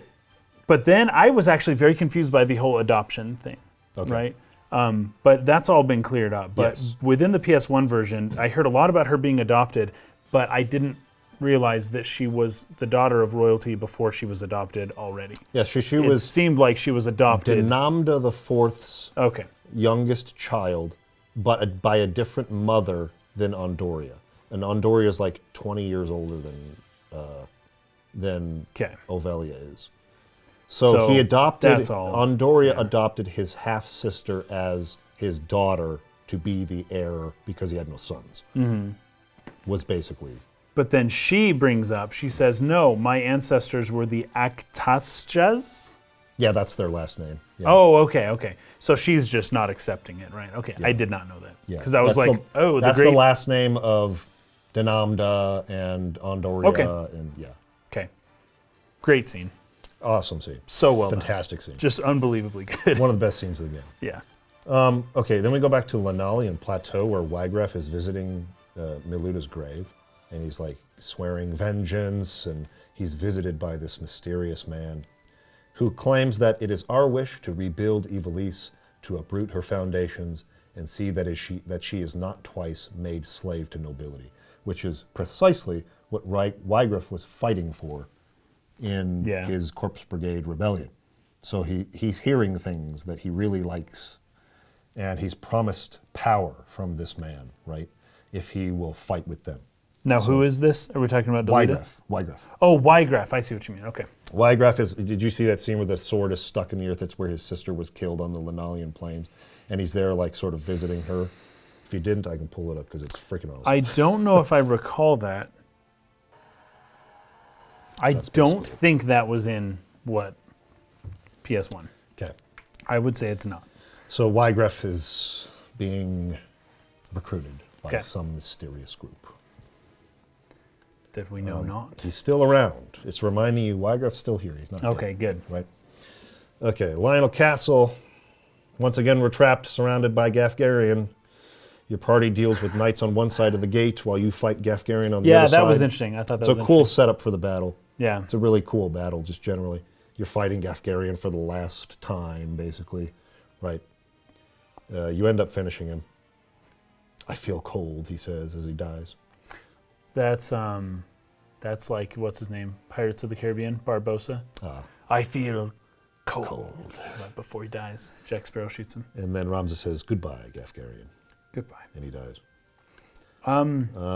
Yeah, I didn't take too many notes on this part. It's just I didn't either. Fight with Gafgarian. But I'm just upset that Gafgarian died. Was not expecting that. I thought he'd just teleport out again. But then there's a line here. Dang it, I didn't say where this was from. I'm so upset. Change the world. I'm not that reckless. Oh, I have that too. Is that next? I think it's next. Okay, then let's go there. Because this is when Ramza confronts the cardinal. That's that conversation. Yes. Okay, perfect. But before that, in this version of the game, there's a whole nother scene with My gosh, what the heck? With Delita and Ovelia. Really? As they're going back the waterfall. So that's the scene you were telling me about. Yeah, they're going back through there again. Cool. And she's, bemoaning her position and like, oh, Delita, like, what do you actually want? And I hate that I'm a princess, these types of things. And she claims that his promise to deliver her from those that would use her was an empty one. And he says, empty or no, you have no choice but to follow me. The hounds are loosed. No bolt hole is left to you. Run, and you'll still be hunted as the princess who stands in the way of the throne. Just cold, matter of fact. And she just says, why must you say these things? He's too straightforward, man. Gotta why learn how to talk don't you to a, care to a about woman. how I feel? Right? Jeez. Very convincing to me as, someone who's really struggling. They just want to be heard. They want their feelings to be known. And this person's just continually railing them with the reality of the situation. Like, this is the problem. This is what you have to do because of it. I don't, just listen. Let me be heard, Why must you say these things? That's so funny. They have a battle. Delita protects her. And then he says at the end of that battle, was that enough to lift the gauze from your eyes? Bathe the earth in bitter tears, and it will still be all too content to drink your blood. Bemoan your fate and wait for it to claim you. or take my hand and live. The choice is yours. He's like, enough crying about it. There you go. Like, you have a choice. Die or come with me. What are you going to do? Let's change the world. And she says, it appears I have no choice. And then they leave. So, yeah, that scene was added. That's for cool. War of That's a the good Lions. scene. So you get a little bit of extra time for her to sort of develop through this horrible, life-changing news she's heard about, the fact that she's not the real Ovelia. Like a foundation-shattering, identity-shattering reveal for her, right? Yeah. I like that the scene's added because it gives that more space to like be working inside of her as a character, whereas in that version, that scene's not there, and it's like she never thinks about it again, almost. Yeah. Right? Yep. Okay, then we go back to Lionel Castle, where Ramza confronts Cardinal Delacroix. And I really love the language of the Lord, the Lion's version. Delacroix says, I see Gafgarian's sword was no match for his words. Then again, perhaps the fault lies with his adversary. Beowulf blood is not given to spill easily, even when thinned with that of a courtesan, it would seem. With that of what? A courtesan. So that's a poison. Courtesan is like a prostitute or something. Oh, okay. Because Ramza Never heard is that before. half brother to Dystarg and Yes. Zalbag, right? No, okay. He 'cause doesn't have the same mother. in the PS1, he says a different word, but okay. Yeah. So he had a different mother Yeah. than the pure Beowulf elder brothers. So I just really like that line. Is Beowulf blood is not given to spill easily, even when thinned with that of a courtesan, it would seem. So it's like, I don't know, I just really like it. That's a good line. That's a good It's line. like, I don't know what he says in the PS1 version necessarily, but it's like, basically, even as a half Beowulf, it's really hard to kill Beowulfs, right? Yeah. They're just really good warriors. It's more or less the same thing. But. Yeah. Then he even tries to persuade you to join him a little bit. Says the princess accepted the plan, like she's going along with it, like, don't you want to get back at your brothers? Right, because she's gone. He's like, she's gone now. Yeah. Does besting your brothers hold no allure for you? And then Ramza, this is where he says, I have no wish to change the world, but nor can I stand by while men suffer and die on the whim of some select few. Do you truly believe you can change the world? Not even I am so naive as to believe that. Nice. And then his response to that's that, I love Delacroix's response to that. Haha, nescient humility from one possessed of such an artifact. He has the stone, the Torah stone. That stone you hold can twist the very weave of nature, to say nothing of the world. So it's like, you have no idea Like what the power. you have. Yeah. You have no clue how powerful that stone is. And then he basically shows you what it does.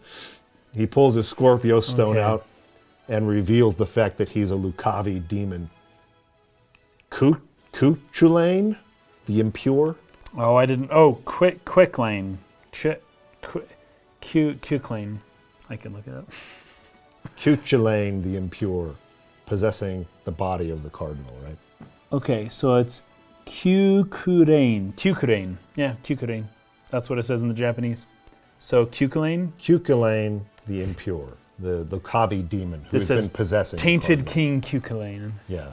Yeah. I love the design of this boss. It is so terrifying. I didn't. I thought it was awesome. Is it dude. different in War of the Lions? Because I don't kind of think laughed so. out loud when I first So saw he's it. got his stomach split that's sort of like Yeah, and it's like tied back together. So it's, you have those like, what do you call it, sutures or stitches. Yeah. They'll, like stitch it up, and he'll like open it up like this to reveal like Oh. a giant mouth Yes. inside, and that's what he uses to like curse you in the battle. So when you're fighting him, he'll cast doom and sleep and all of these like curses on you by like opening his stomach up, and this giant cavernous mouth comes out and goes blah, and like breathes this disgusting gas on you. Yeah. And like it's I thought it was really cool design. no, personally. that is cool. That is cool.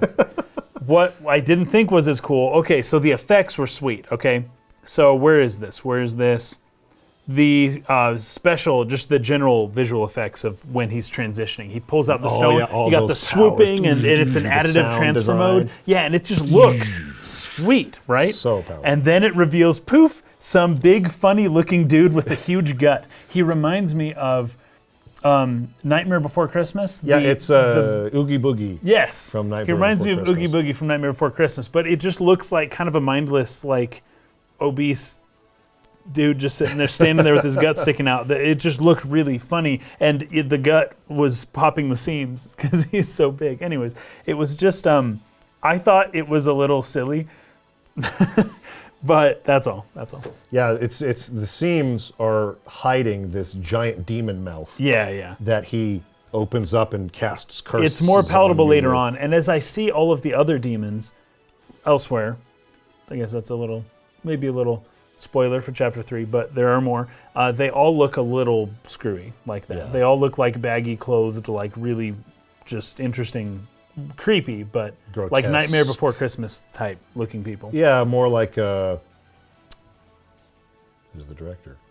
Burton. Burton. Tim Burton. Tim Burton, like demented That looking style, designs. exactly. Which is cool. I just wasn't expecting it at all. He There's looked kind some- of like the Pillsbury Doughboy a little bit. There's some great dialogue between him there too. He kind of changes the way he talks in the fight. Like it's almost like there's a new voice, right? Let me see if I can pull some of it up here because it's pretty cool. Oh, by the way, instead of saying changing nature, Oh, the music is good in this fight too. It's really oh intense. yeah. Instead of saying changing the very nature of things, he says change the very truth of everything with the stone's power. You can change the truth. You can't of the just change world. things, you can change the truth. That's interesting. Which is like, with the game's, one of the game's premises being what is true. That was a very interesting, I thought. Yeah. Okay, see if I can get to the part where he talks a little bit, because it was kind of interesting. There's one line that I wrote down that says, he says, I can't die until he resurrects. I don't understand that. I believe do. it's as he's dying. I do. But this... I think he says my master. Okay, in this fair version, enough, fair but- enough. Then I say, who is he? The master? The others are mere puppets, question mark. But let's go back to the chapter title, which is The Manipulator and the Subservient. Yeah. So, my guess is he is the subservient, not the manipulator. Only because he dies. Otherwise, he'd be the manipulator. Yeah, so some of this dialogue, right, it changes like the style that he speaks in as he's like the demon now. I was trying to wake my guy up because he was asleep. Okay, so here it is. This is the Auracite's sacred power, Ramza says. Oh, he looks... How can power so vile banish villainy? Surely the cardinal was no greater evil than this. And then he says, behold Lucavi. Like, see how like power is written? Power made manifest, whose might o'er all creation once held sway. He's like speaking in like a demon biblical way. Right? Mm-hmm. The power of the Lucavi. I see only a devil before me. What have you done with the cardinal? What nonsense this. I am the man himself. Or rather he who once was Delacroix. Yeah, so this is important. Once you use the stone, you're like possessed. It changes who you are, not just, you don't manifest as a demon, then you go back to being yourself. Yes. It's like you're done. You're taken over. The stone, the Auracite, such powers grant to rise above man's frailty. A god. A god. A god who brooks no meddling of fools. Die and no suffering. Anyway. Sick. And then he says something to the effect of, I can't die before my master revives, or something Yes, at the end, right? which is crazy. But then there's another stone where I'm thinking, oh, dang. It didn't occur to me until this point that, oh, we're going to collect all 12 of these, aren't we? This is a stone collecting game now. This is Get a all the Dragon stone. Balls, Got to dude. get all the Dragon Balls, and then we can make a wish. Afterward, you get another scene in Zeltania Castle Keep, Yep. where Delita comes in and meets with Goltana there, right? And all of Goltana's men. Sid is one of them, a bunch of people. He claims to serve Baron Grimm's. I'm Delita Hyrule, a Black Ram lieutenant in service of His Excellency, the Baron Grimm's. Delita is kind of just like saying whatever to anybody, right? Yeah. Like he's he's in the service of the cardinal over here, but not really. And now he's saying he serves Baron Grimm's. And and this isn't smart of him because it turns out that the guy informs him, but Baron Grimm's died a month ago. And he goes, yes, indeed. Oh, so sad. That's why I had to rush here so quickly. You probably are taking advantage of the fact that he's dead because it can't be verified now that you were because once his people are knight. like, Hyrule. I've never heard the name of that house. Do you know what Hyrule is in Japanese? No. It's the same word for Hyrule. Oh, it's really? Hyraru, so it's Hyrule, is what they're saying. Okay. That's his land. So I'm Delita Hyrule, the Black Rim Lieutenant in service of His Excellency, the Baron Grimms. His Excellency dispatched me to rescue the princess, and so I did, disguised as one of your own, a sheep in lion's clothing. I really liked that line. That's great. That's great. And then Golgollada says, I thought Baron Grimms and his Black Rams felled in battle against the Eye a fortnight past. And he says, indeed, that dark news spurred me to return with all the greater haste. So it's like he's able to disguise himself, I feel, here by using someone he served who can neither confirm or deny that he is one of them. And it's great because it's like, they already think he's some great person. They think he's a knight. And so he can get away with this. Yep. And in some sense, he has to get away with this. Because if he's like, I'm a commoner, I just, whatever. Yes. I was born in a town, They my wouldn't listen mom's to him. poor. Yeah. Yeah, they'd be like, so he has to make up something. That's just how their world works. So then he also says, yes, I brought a prisoner with me. He this brings is great. In somebody this is great. Who claims that the Chancellor, Glavan, who is there among the retinue of Golgollada, that he's a traitor. That he's a traitor, right? Yes. That he had been the one to try to capture or kill the princess or something like that. And he denies it. He's like, no, I don't know this man at all. Yeah. Like, it definitely wasn't me. And then Delita's like, basically just on the spot. I can't believe this. This is just crazy. Kills the guy on the spot. A foreigner slays an advisor of the king in the king's own court. Yep. And gets away with it. Gets away with it. In part, he has a bit of a larger-than-life presence at the moment, Delita does, and everyone's and he's taken advantage of the momentum. Yes. So it's sort of believable, but at the same time, no king would allow someone they don't know who just walked in to slay one of their advisors without trial, without anything, based on pure hearsay. Anyways, but it was powerful for the story, and especially as the close of chapter 2, it was actually really good. Yeah. But if you just think about it for a minute longer than you ought,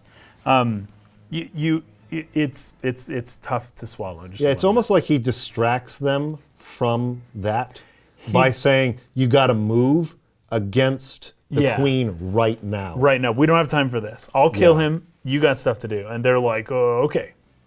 Okay. So basically he's like,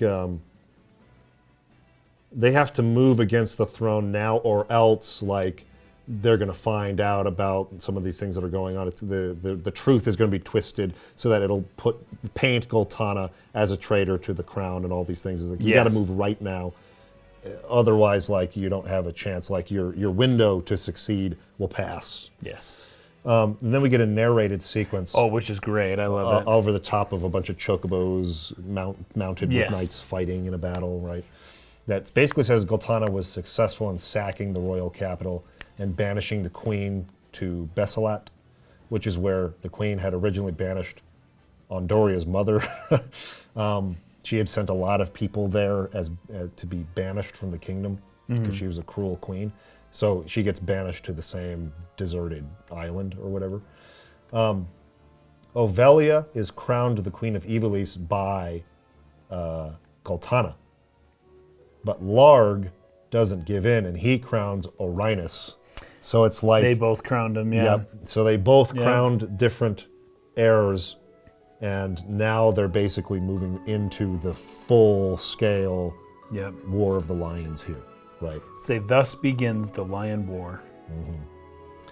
That intriguing and well told. I loved it. Yep, and that basically brings us to the end of chapter 2. So that's it for this week. Play through chapter 3. Play through chapter 3. Patreon, vote for the next game. Vote for the next game. That's true. And yeah, we'll see you guys next week. Peace. Looking forward to it. Peace out.